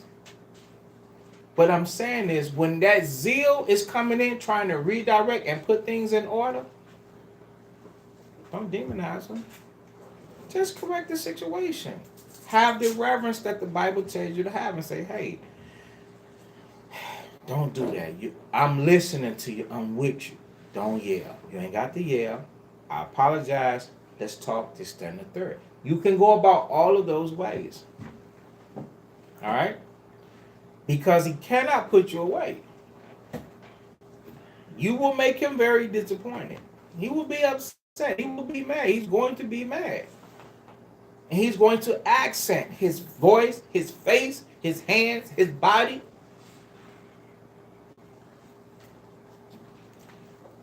Learn how to correct that situation in the spirit of meekness to avoid being tempted, because you don't have it. That's above your pay grade to disrespect them. I ain't saying it's above your pay grade to correct them. I'm saying it's above your pay grade to usurp authority over his authority. You cannot trump his authority. He is the law in the house. He's the head of the house. So with all due respect, say what you don't like. And keep it moving. Don't sit up there and contend, because you're going to be found guilty. You cannot go to law with the judge. It's just like that. Yahushua took the tables in the temple, dumped them all over. So y'all lost y'all damn mind. He ain't committed one sin ever. Can't trump authority. You can't go to law with the judge. It's like that. Sure. Job 34.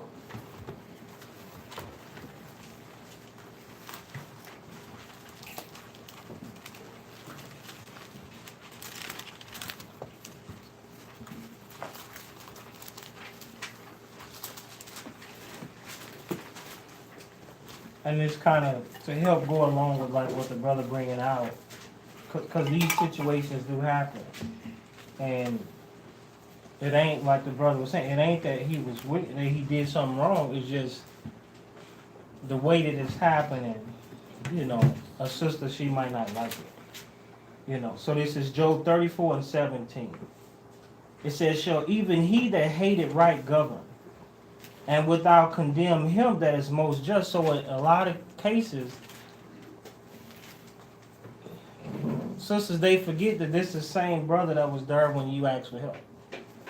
The same person that's there helping or giving advice or giving instruction when ain't no problem.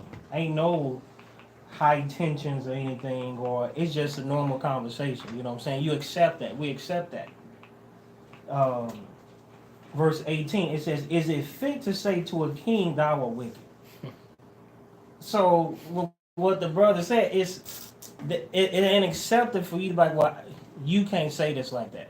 Or you in your mind, you feel like, well, the way you going about it, it ain't right because of emotions or the way a person sees it. It says, "Is it fit to say to a king, thou art wicked, and to the princes, ye are ungodly?" So with that being a question being asked, is that something that's allowed? It's not. So then in those situations, you know, sisters, just like when we all coming from the behavior of Vashti, but we putting it to a situations that actually happen.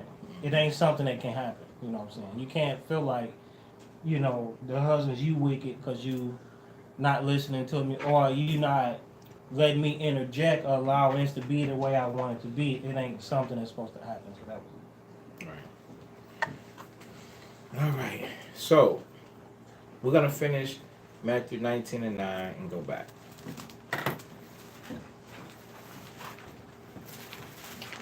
Hey, before we go back, let's visit the precept that I kept quoting.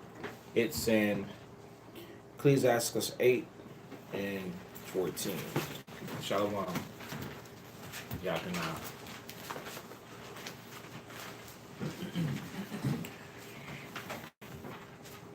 Ecclesiastes 8:14. Go ahead. Ecclesiastes chapter 8 and verse 14. Go not to law with a judge, for they will judge for him according to his honor. Right, go not to law with a judge. So this is what I was talking about. For they will judge for him according to his honor. So now we're gonna start off with the mothers over the children. Say for instance, we know your works, we know your faith, we know your actions, we know your applications. You are a God-fearing woman, a godly woman, and keeping the commandments. But you happen to, then you got to snatch a knot in your son. Your son just went off, and you had to jump down on him. When the matter come to us, whose side you think we're gonna take? We're gonna take the son's side, or the parent side, the mother side. Without twisting judgment, you didn't slaughter the child. You didn't try and put a rope around his neck and hang him. It wasn't a public lynching. You understand? You reprimanded him very firmly. You understand? You might even have to have grabbed him up. Y'all know the story? They persecuted a woman. She had some sons that did something. I don't know if they committed a robbery or something, and she beat the hell out of them. And now they're putting her in jail. Y'all seen that post? Right. And everybody's like, you're trying to free Willie, you need to free this sister.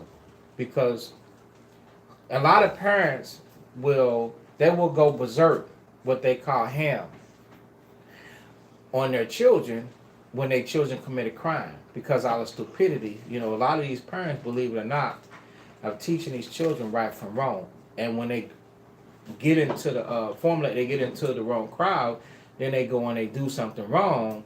The parent is so disappointed and upset that they might go and whoop them in public. I mean, they don't be like 8, 9 years old. These be like grown teenagers, right? When the streets bring you up and you're a teenager, you're really mentally not 16, 17, 18 years old. You in your mid-30s being criminal minded. You like Finster. You like a little man. You understand? You a fornicator, a drug dealer. You a straight murderer. You know how to do all these. A thief, a bank robber. You know how to do all of these things. And so the parent that bring you up, mothers, they don't care how old you are. They're not scared of your ass. They be wanting to beat you. They'll show up with something. And they'll be billy clubbing you across the head and everything. Well, they'll be coming on down with you.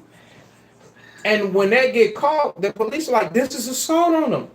The police just mad because they couldn't choke you. Mm-hmm. So they send the woman to jail.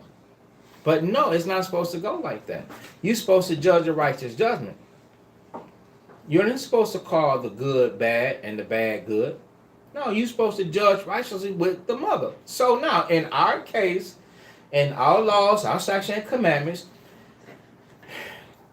if you whooped the child and you wasn't abusive, but you jumped down on them, right? Who do you expect for us to judge with? Do you expect for us to pull you to the side and be telling you that you shouldn't have got him? You expect for us to be like, man, good, somebody finally got him, man. He been terrible. You expect for us to judge righteous. So it's the same thing. So now if you go up against your husband because your husband had to put his foot down, I'm trying to explain this thing to you, sisters, righteously, so that y'all can understand the things that y'all go through when you at home, because you keep trying to be equal, and this is not politics. Democracy against Republicans, Democrats against Republicans. This is not, it's not like that. This is an order that is ordained by the Most High, that there are steps coming down. The Most High, the Messiah, man, woman, child. And there's somebody that's over you. And he has to use these scriptures to execute and exercise the application of the scriptures to maintain order. And sometimes y'all can't speak at the same time. Y'all can't do everything the same. You know, there's times when he has to speak first and you have to speak second. There's times when his voice will be harder than yours, or stronger than yours, or louder than yours, and you have to allow that. I'm not saying brother roar upon a woman, you screaming and yelling, and you can't call names. I'm not giving brothers no license to sin. Come on, y'all ought to know that. But sisters, you be expecting things to be like, you know, like you dealing with a woman. You're not dealing with no woman. You're dealing with a man. So dealing with a man, you can't expect a feminine spirit. A man, he gonna be like, all the time, yeah, this and that. And I understand, but I disagree, this, that, duh. No, man, it ain't gonna be like that. Sometimes he's gonna be a little firm on you. He's gonna tell you right from wrong, put his foot down and be like, no, no, I disagree. No, this can't work. No, why are you doing this? No, however y'all do it. You know. So don't get into it with that judge. Or a God-fearing brother that keeps the commandments. People are not going to see what you're saying. They're going to know that, okay, this brother keeps these commandments. They're going to lean, you know, towards what does the order say? How should you be? So what did you do? Oh, you did this and you said that? Oh, man, shit. Yeah. All right. So, Matthew 19 again in verse 9. So you sisters can know. And I say unto you, whosoever shall put away his wife, except it be for fornication.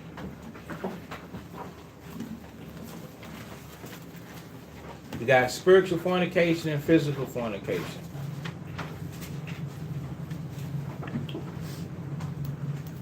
I'm going to sum spiritual fornication up very quickly. Listen up. A person that is a spiritual fornicator will soon, you're in a relationship or marriage with a spiritual fornicator. They disobedient, they rebellious, they don't believe in the scriptures, they in idolatry. They will soon blank. It's guaranteed. They will soon what? Let's see.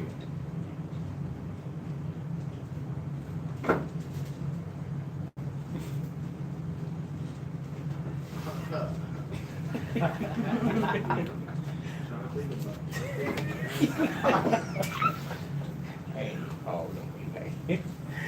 Tazwa, they'll soon what? Huh? You asking? Leave. Are there any examples that you know of where somebody has left? They was a spiritual fornicator and they left. They just couldn't. It's like I can't take it. I got to get out of here.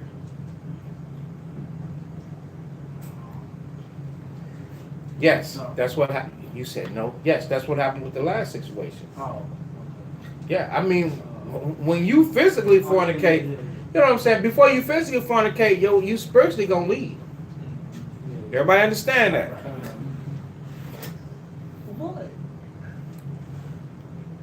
I just want us to make sure that we got it. We got it? So now, if you were ever to advise somebody that's struggling, they unequally yoked, you must tell them to stay strong, hold fast. The unbelieving does depart. It's just a matter of time. They're going to use you, they're going to abuse you, they're going to walk all over you, they're going to do all different amount of things. When they finish, because you ain't changing and you ain't into sin and they into sin, they're going to leave. To be vindicated on this side of the scriptures, you're going to have to suffer that affliction. You have to stay in the commandments. Now, what you can do is, what you would admonish them to constantly try and teach them, constantly correct them.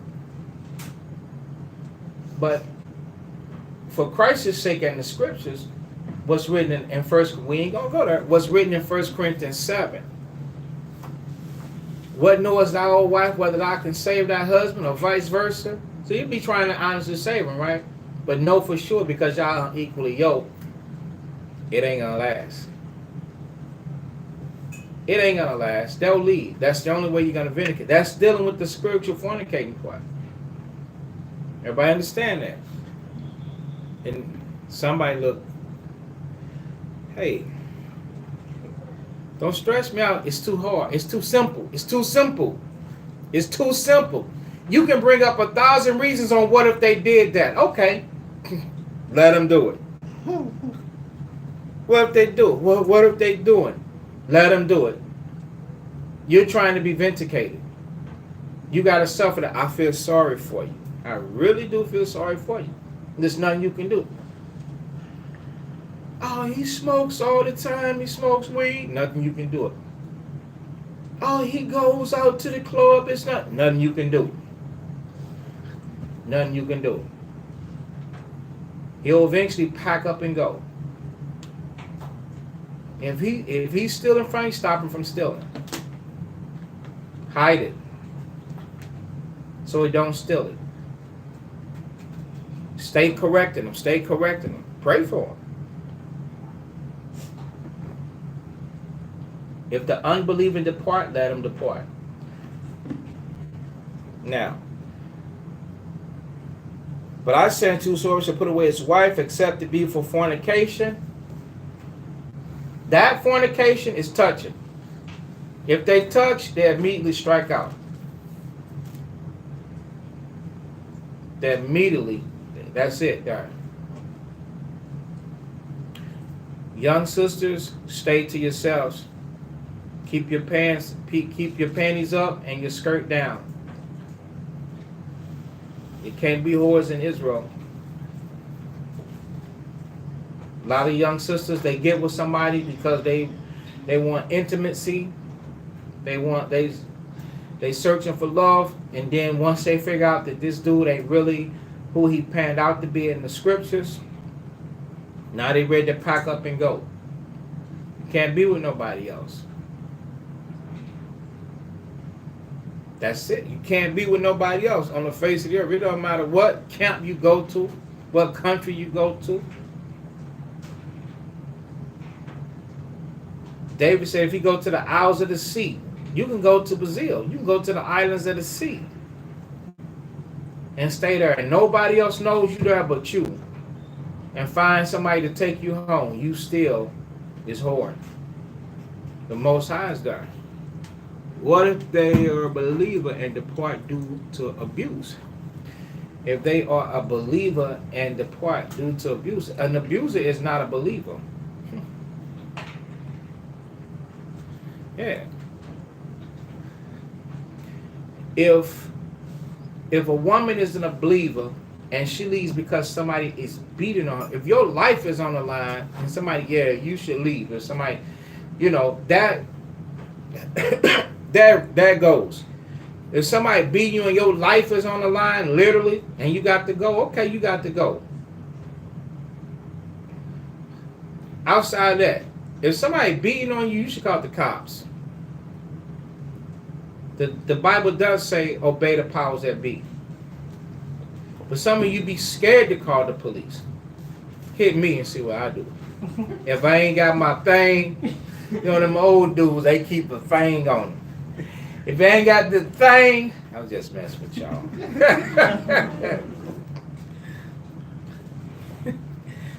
But you call the police. Oh, you call the police. You put Esau in the middle. You put some knuckles in the middle of it. How the hell I'm gonna contend with that? You asking how I'm gonna contend with that? He wants you to black. He want you. He ain't cool till you black your eye, bust your lip. That was this one post on there with some woman, her eyes all puffed, lips busted up. They were saying that that's how they do women over at one of the four letter camps. They say they do us like this. They give us knuckle meatballs.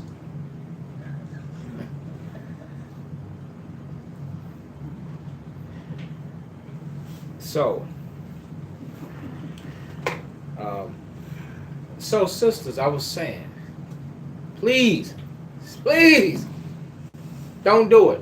A lot of people destroy themselves. I have no advice for you. If you're gonna commit whoredom, I can't. What can I do? I don't know. I'm not the Most High. I know to tell you not to do it.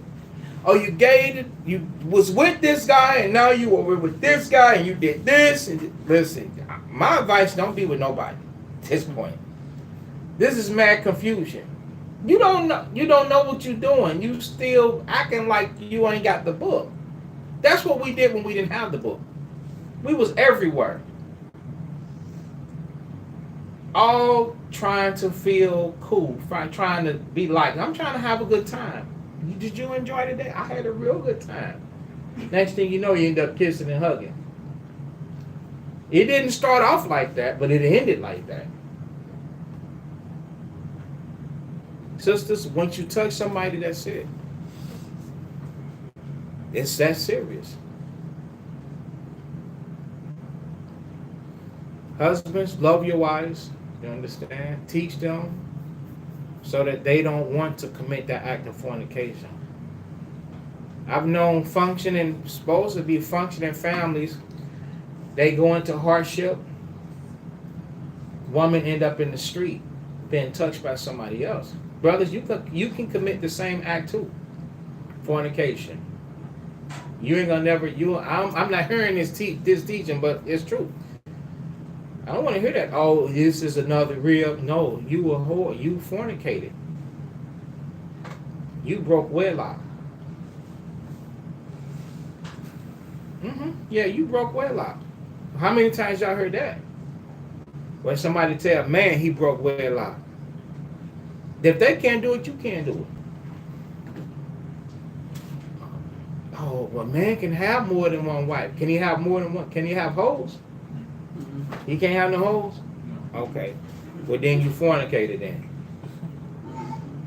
And then if you fornicated, it seemed like she can cut you. But will sisters, would you do it? He'll do you in a minute. He'll drop your behind like a hot coal in his hand. He'll never forgive you. He'll be asking you all questions. Did you like it?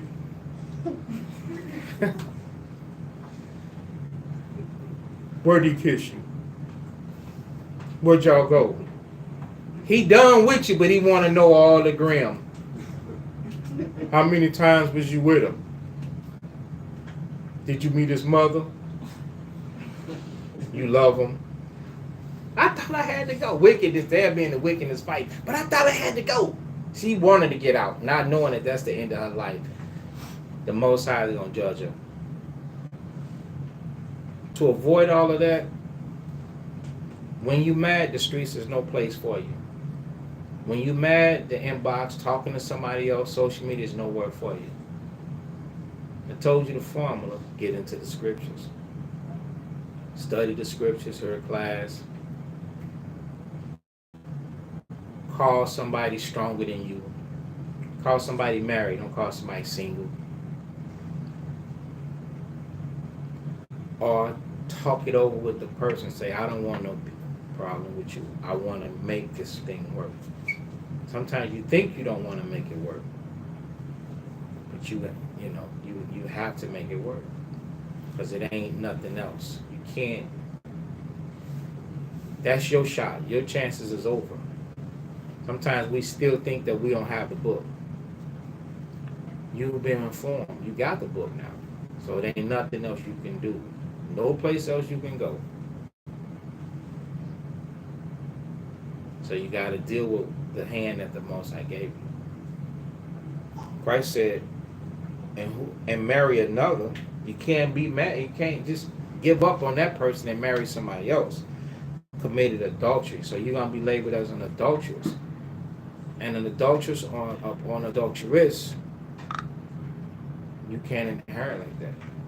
You just see. You didn't just hurt yourself. You hurt somebody else. You stopped somebody else from living.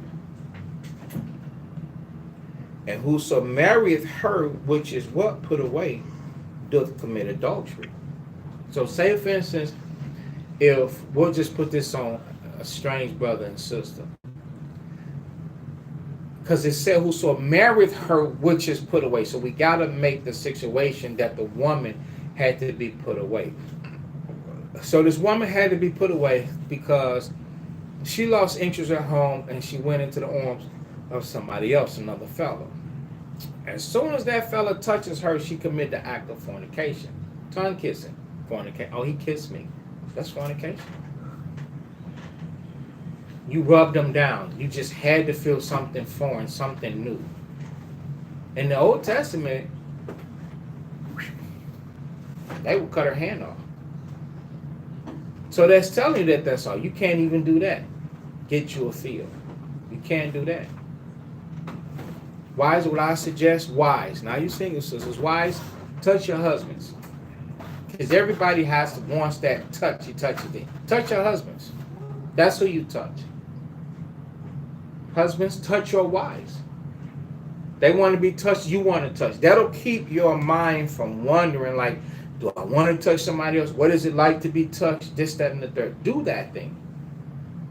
You single people, don't do nothing. Condition your flesh not to be touched, or not condition your mind not to want to be touched. Your day gonna come. And when your day come, it's gonna be honorable. Ain't nobody gonna have nothing to say.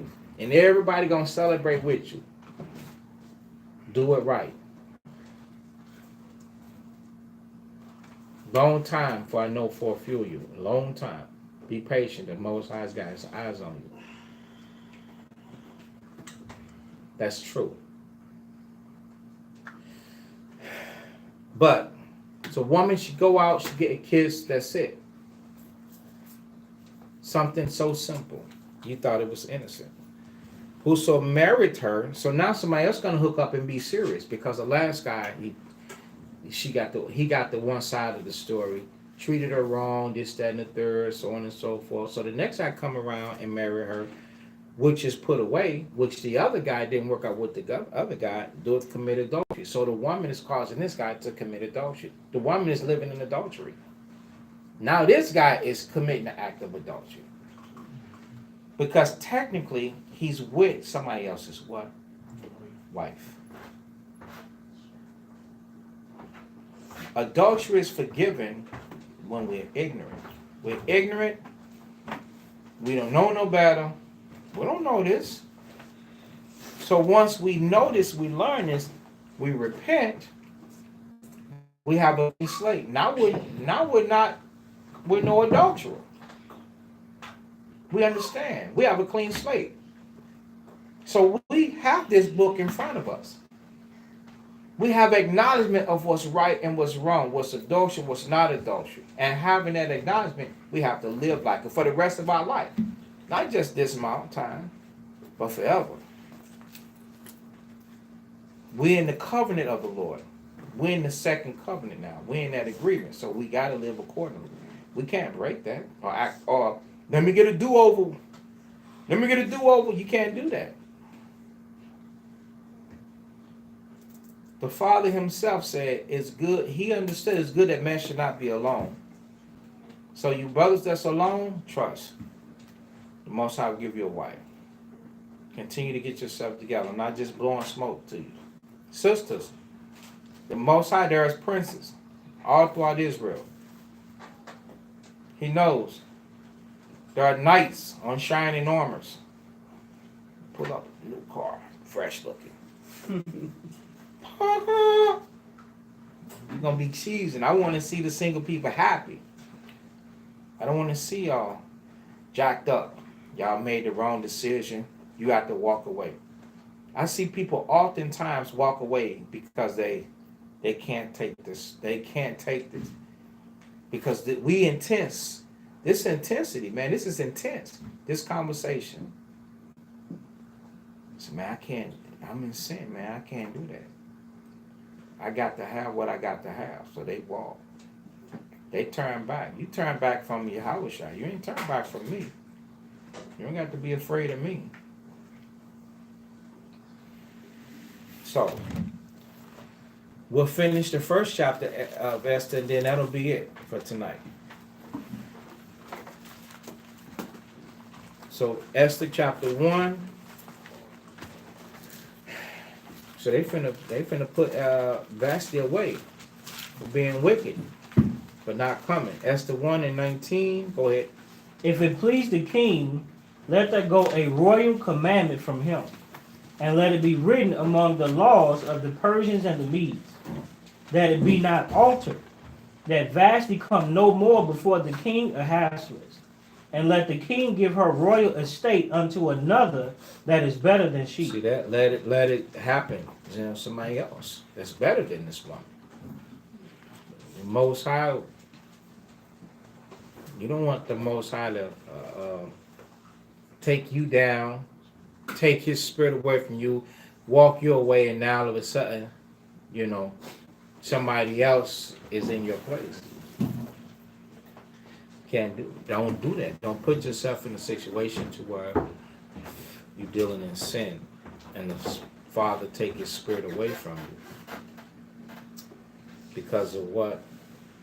Spiritual fornication. Spiritual fornication makes you walk away. Physical fornication, you're going to get put away. Okay, go ahead. Verse 20.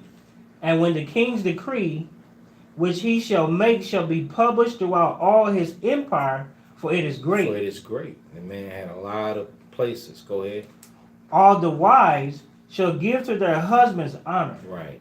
Go ahead. Both to great and small. Right. So because he's going to implement that fear and that judgment was going to fall on Vashti, now instead of they were afraid. And now instead of their wives being rebellious, their wives are going to give to their husbands respect.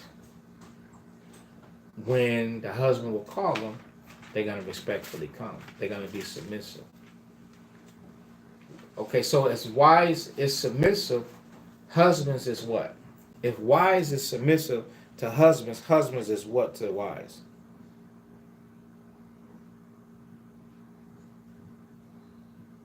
Anybody? Commanding. Commanding. Okay.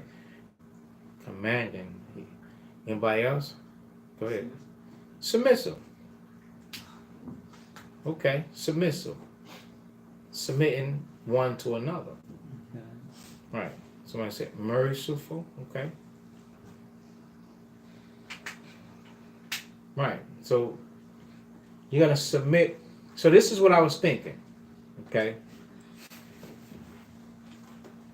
Submissive to the Lord the Most High. Sisters, don't think that you being taught to be submissive 101% and what Abuniam said, that the man is going to be commanding 110%. He going to be commanding but he gonna be submissive unto you according to the scriptures and unto the Most High. And guess what? The Most High looks at you as a daughter. He might look at you as a wife and as the cook and as the pillow. Oh, this is a pillow to lean upon. She's so mushy and cushy. But the Most High will give him a spirit to love you. So wives have to have husbands have to have a real love for your wife, a compassionate love, a caring love. You understand? Seldom do we need to pull out the card of authority. See what this? Know what this means? This means you gotta be quiet. This means you gotta be quiet. Seldom we should do that. It has to be a harmony, a unity, to what we naturally, you understand, know. How many times do you take your hand and smack your feet? See, none. There's an harmony. The hand is doing what the hand does, and the foot is doing what the foot does. You're like, you don't do that. Get yourself together down there. It's harmony. That's how a relationship's supposed to be. So the wives, because of their judgment, they would have feared that. Everybody in here, we have to set an example. An example of your life is going to teach other brothers and sisters how to act. Sisters, the way that you are towards your husbands, respectful, loving, caring, reverence, applying the scriptures, that's going to, I don't know if they walk the walk.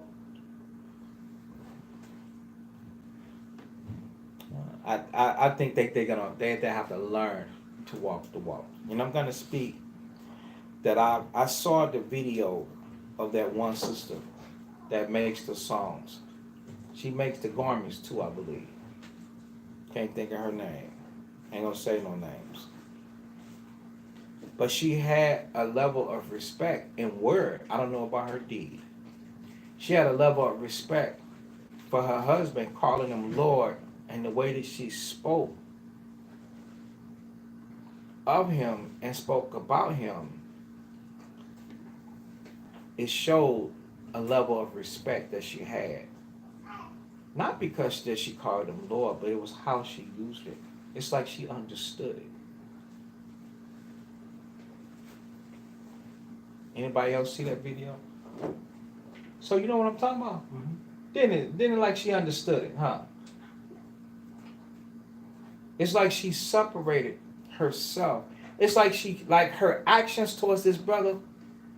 You understand? It was on a level of she understood, a level of honor and respect that she had. Maybe I'll find it and show it. The stuff that she was saying, and how she said it, how she included them. They were one, but how she included it in the pain that they were going through. Like I said, I don't know her deeds, but I'm just going off, Sisters, when you have a level of respect, you set an example for other sisters around you, for them to treat their husbands the same way. And I just noticed that. And it made me think about that when I'm reading Esther 1:20. All the wives shall give their husbands honor, both great and small. Okay. Verse 21, and the saying pleased the king and the princes, and the king did according to the word of Memucan. So they took the counsel. He took the counsel, and he did it. Find it. Mm-hmm.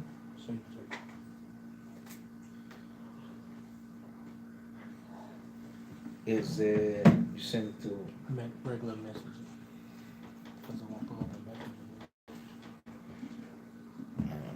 it.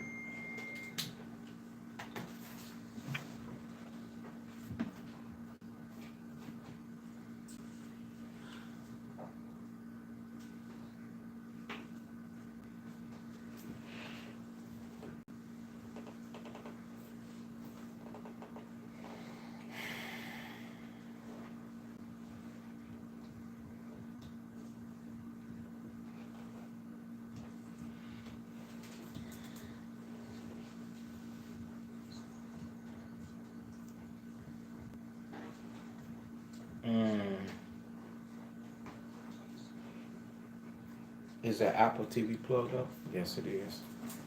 Right with me as well. Ancient Limits. I've never done a Facebook Live before, so I am a little nervous. Hey, But you all over I the definitely camera. felt the need to speak Still. regarding some erroneous comments that were made Still. in reference to Oh, it's in my chart. ancient linens and whether or not we would be able to fulfill the obligation that we initially made with IUIC. So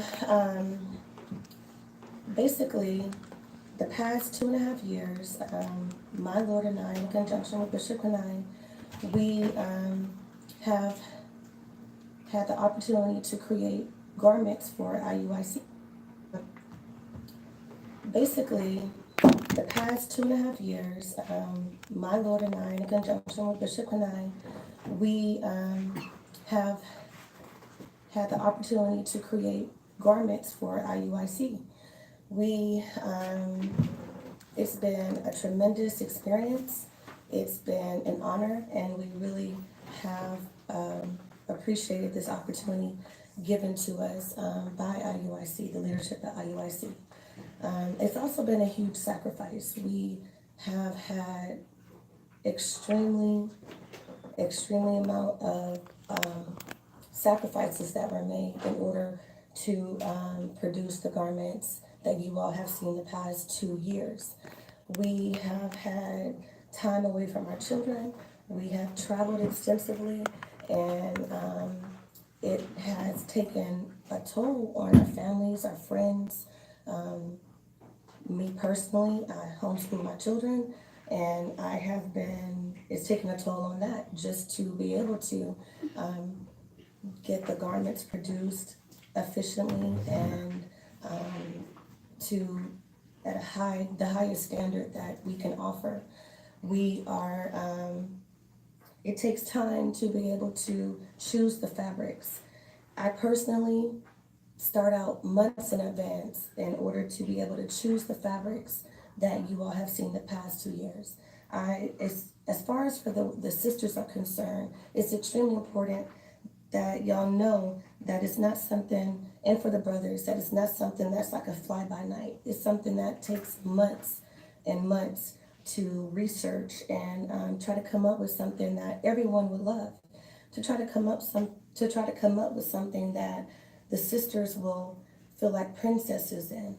And I'm trying to find fabric that necessarily sisters may not have had before, fabrics that aren't easily accessible. So because we want to make sure that the garments were special, even for the brothers, something that was different, something that the brothers would feel special in as well, as far as the youth. So this is something that takes time and energy and money, and sacrifices are made. And the design, same situation. It's difficult to try to come up with designs for a mass amount of people, a mass amount of sisters with different body types, thousands of sisters with different body types, and make sure that the garments are beautiful but yet modest and royal. This is not something that is done overnight. This is something that I personally take months in doing. Immediately after the last one Passover ends, I start the process of the design process, the fabric selection process, because it's something that I find great joy in doing for my people. So having said that, I was extremely shocked when I was sent screenshots of messages that leadership within IUIC sent to the people, the brothers and sisters within the organization. Now, my Lord's household is no longer part of IUIC. However, Ancient Linens doesn't have anything to do with IUIC. Ancient Linens is a separate company that was hired by IUIC to do garments. So even though we're not that commitment, already the prototypes are done. We have the garments that we were going to put so you all can finally, for the sisters and the little girl, there was the contract. Okay. I'm not interested in VO. I saw it. I think the purpose was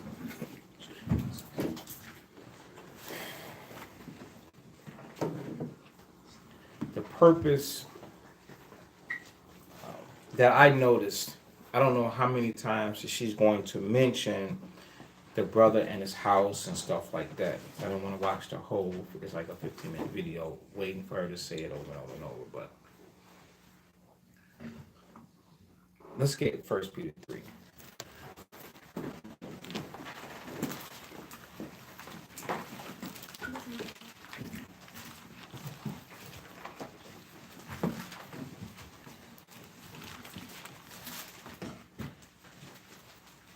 First Peter chapter 3 and 1. I'll read it. It says, likewise, ye wives, be in subjection unto your own husbands, that if any obey not the word, they also may without the word be won.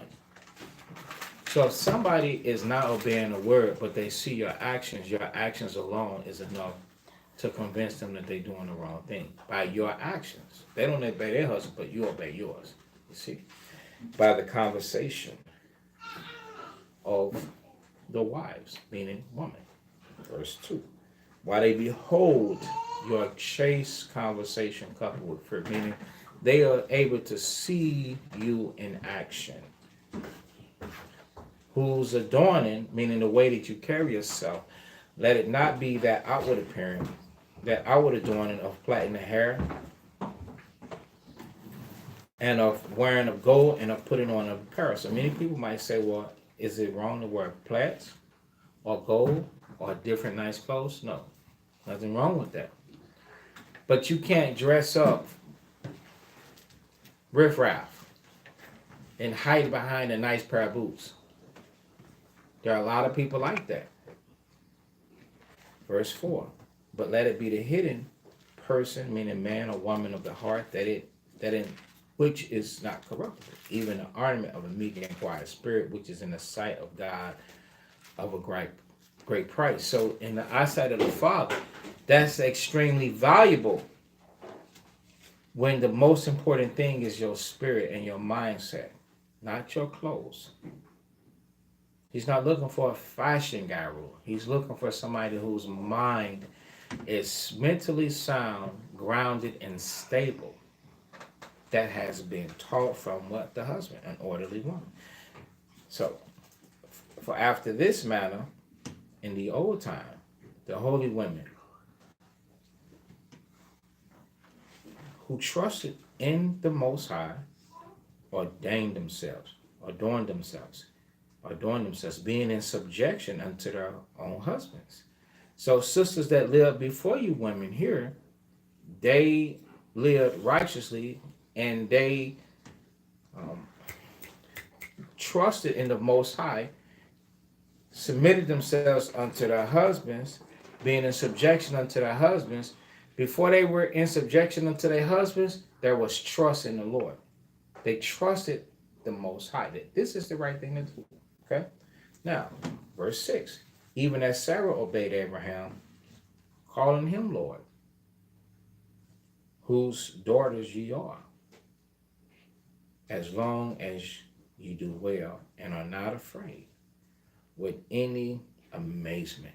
So Sarah herself, she understood that Abraham was head, and he was ordained and called by the Most High to carry such a reverence and honor, and she called him Lord. And that's where the sister that we just saw, that's where we saw that from. So when she addresses her husband, how do you think that sister addresses? That's her first video. She said, I've never been on Facebook Live. This is my first time. So in front of everybody that will see that, this is how she looks at her husband. So that naturally came out. This is a level of respect that naturally came out because she's trying to walk in the footstep of ancient sisters that did what? Feared the Most High, have a not a corruptible heart, trying to be in the sight of the Most High a great price. Show that level of reverence and honor towards her husband. When I heard the video without any interruptions, every time it came up, I was like, this sister understands how to look at this man. Okay? I can see how they, he's a soft-mannered type of person. I saw his video too and stuff like that. I can see them, being a couple. I don't know either one of them personally, but she holds a lot of regard for this brother, and obviously was not afraid when she was taught that. That's what amazed me. It's like, you mean I gotta call you Lord? You mean I gotta do this? You mean I gotta be quiet? You mean I can't talk? You mean to tell me you can tell me what to do? You mean to tell me? See, you ain't supposed to be afraid with a man. You are amazed. You're not supposed to, as a woman, when the scriptures come out and you start learning what you should do and what you're supposed to do according to the word of the Lord, you're not supposed to be amazed because it's your husband that's going to reveal it to you. Stop thinking that you're doing things for him if you're a married woman. Or if you're a single woman. Stop thinking, oh, I'm doing it because the elder told me. You're doing it because it's written in the Bible. I'm just a brother that showed you being a brother or a father figure, just somebody that showed you the precepts. Do it because it's written in the scriptures.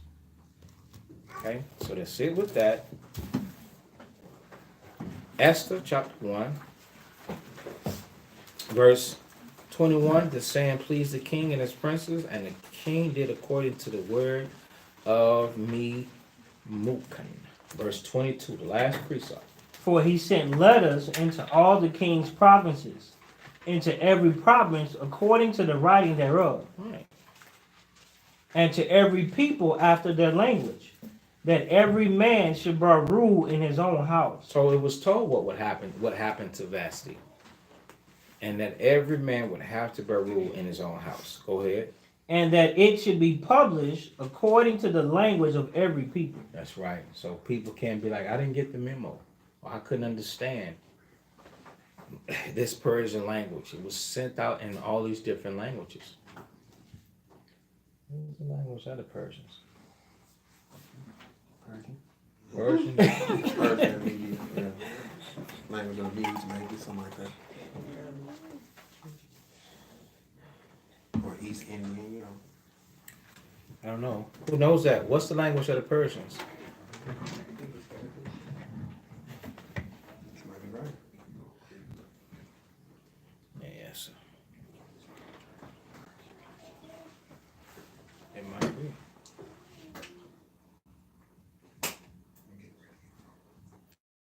What is the language of India?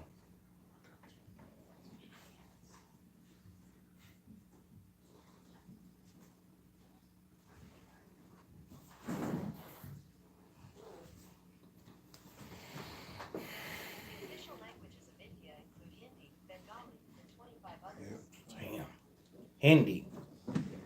It's like Arabic. Hmm? It's like Arabic. Yours say Arabic? And Turkish and Urdu. And it's like English too. Hindi is the most spoken language in India. Mandarin, Spanish, and English. Fourth most spoken language in the world after Mandarin, Spanish, and English. Okay.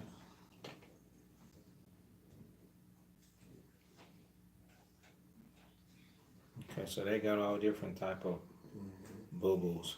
I see some else to say the Moses made parts. Okay, Matthew 26.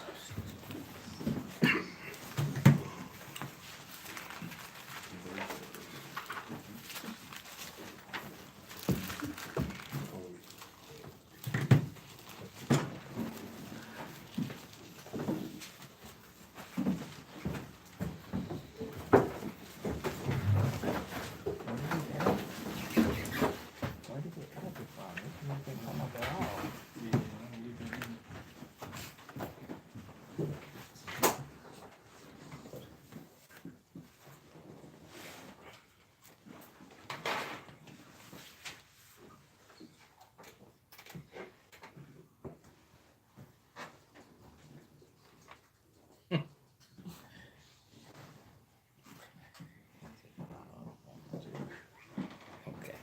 Matthew 26 and verse 6.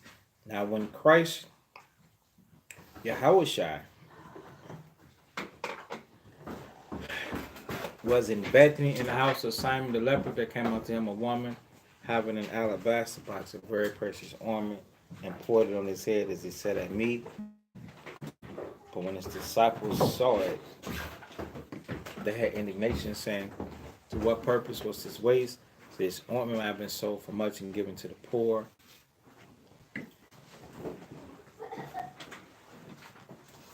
When Yahushua, whom the world calls Jesus, understood it, he said unto them, why trouble ye the woman? For she hath wrought the good work upon me. For ye have the poor always with you, but me you have not always. When death shall pour this ointment on my body, she did it for my burial. Verily I say unto you, wheresoever this gospel shall be preached in the whole world, there shall also this that this woman have done be told for a memorial of her. So all praises to the Most High for giving his sister the spirit to come forth and give Christ some comfort for his burial and bring forth a broken and contrite heart.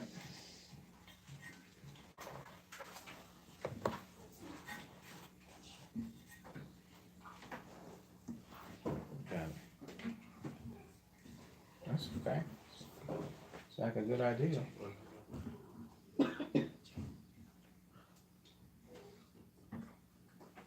You might just pass it and go around and grab it. Be ready when you get there.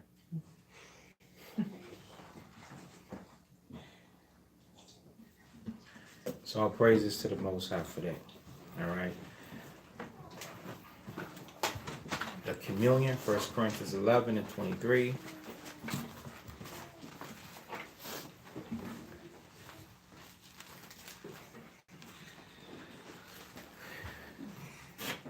For I received of the Lord that which also I delivered unto you, that Hamashiach, meaning the Messiah, Yahushua, whom the word calls Jesus, the same night in which he was betrayed, took bread.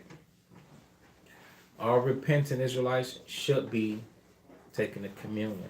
Brothers and sisters out there, if you got the communion at home, you got unleavened bread, you got the wine, you're welcome to it. When he had given thanks, he brake it and said, take, eat, this is my body which is broken for you. This do in remembrance of me. After the same manner also he took a cup when he had supped, saying, this cup is the New Testament in my blood. This do ye as oft as ye drink it in remembrance of me. For as often as you eat this bread and drink this cup, you do show the Lord's death till he come. Wherefore, whosoever shall eat this bread and drink this cup of the Lord unworthily shall be guilty of the body and blood of the Lord. Let a man examine himself, so let him eat of that bread and drink of that cup. For he that eateth and drinketh unworthily, eateth and drinketh damnation to himself, not discerning the Lord's body. For this cause many are weak and sickly among you, and many sleep. For if we would judge ourselves, we should not be judged. But when we are judged, we are chastened of the Lord, that we shall not be condemned with the world. Okay, Most High name of Christ, thank you for the food and drink. Amen. Amen. This is body which is broken for you.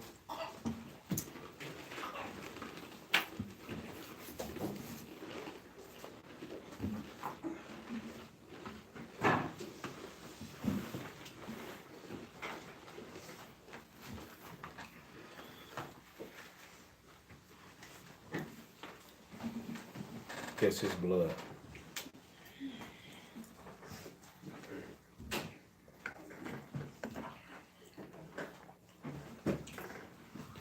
Okay.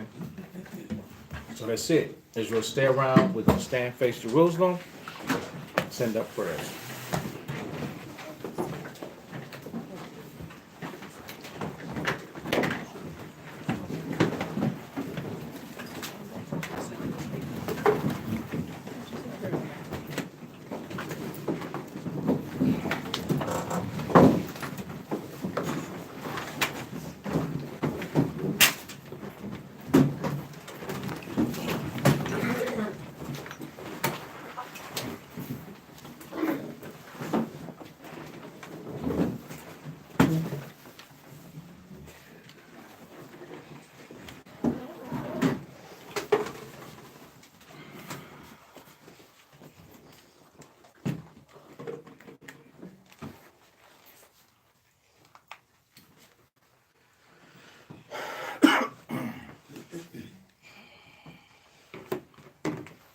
Lord's Prayer, Matthew 6 and 9.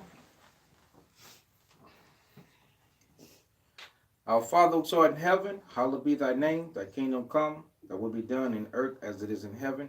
Give us this day our daily bread, and forgive us our debts, as we forgive our debtors, and lead us not into temptation, but deliver us from evil. For thine is the kingdom, and the power, and the glory forever. In Christ's name we pray, amen. Amen. The laborers prayer, Luke 10 and 2. Therefore said unto them, the harvest truly is great, but the laborers are few. Pray ye therefore the Lord of the harvest, that he will send forth laborers into his harvest. Bless you, Most High, King of heaven and earth, and all things Most High, in the name of the Christ.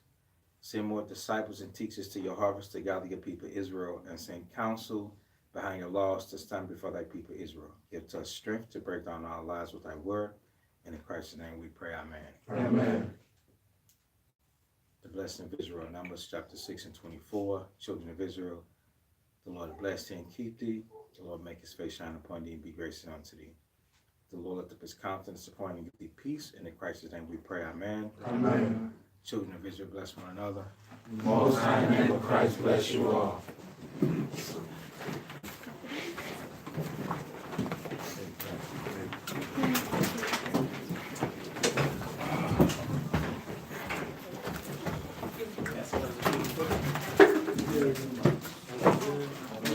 Okay, Israelites, shalom.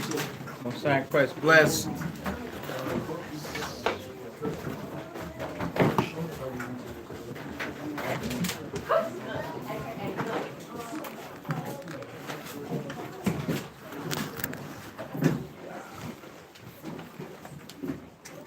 Gone. Anybody need me? Y'all know inbox me, right?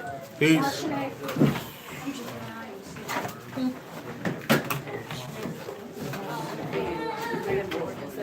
Shalom, Tina. Hey, Quenica. What's up, sis? Shalom. Francisco. What's up, Bob? What, at 2:45?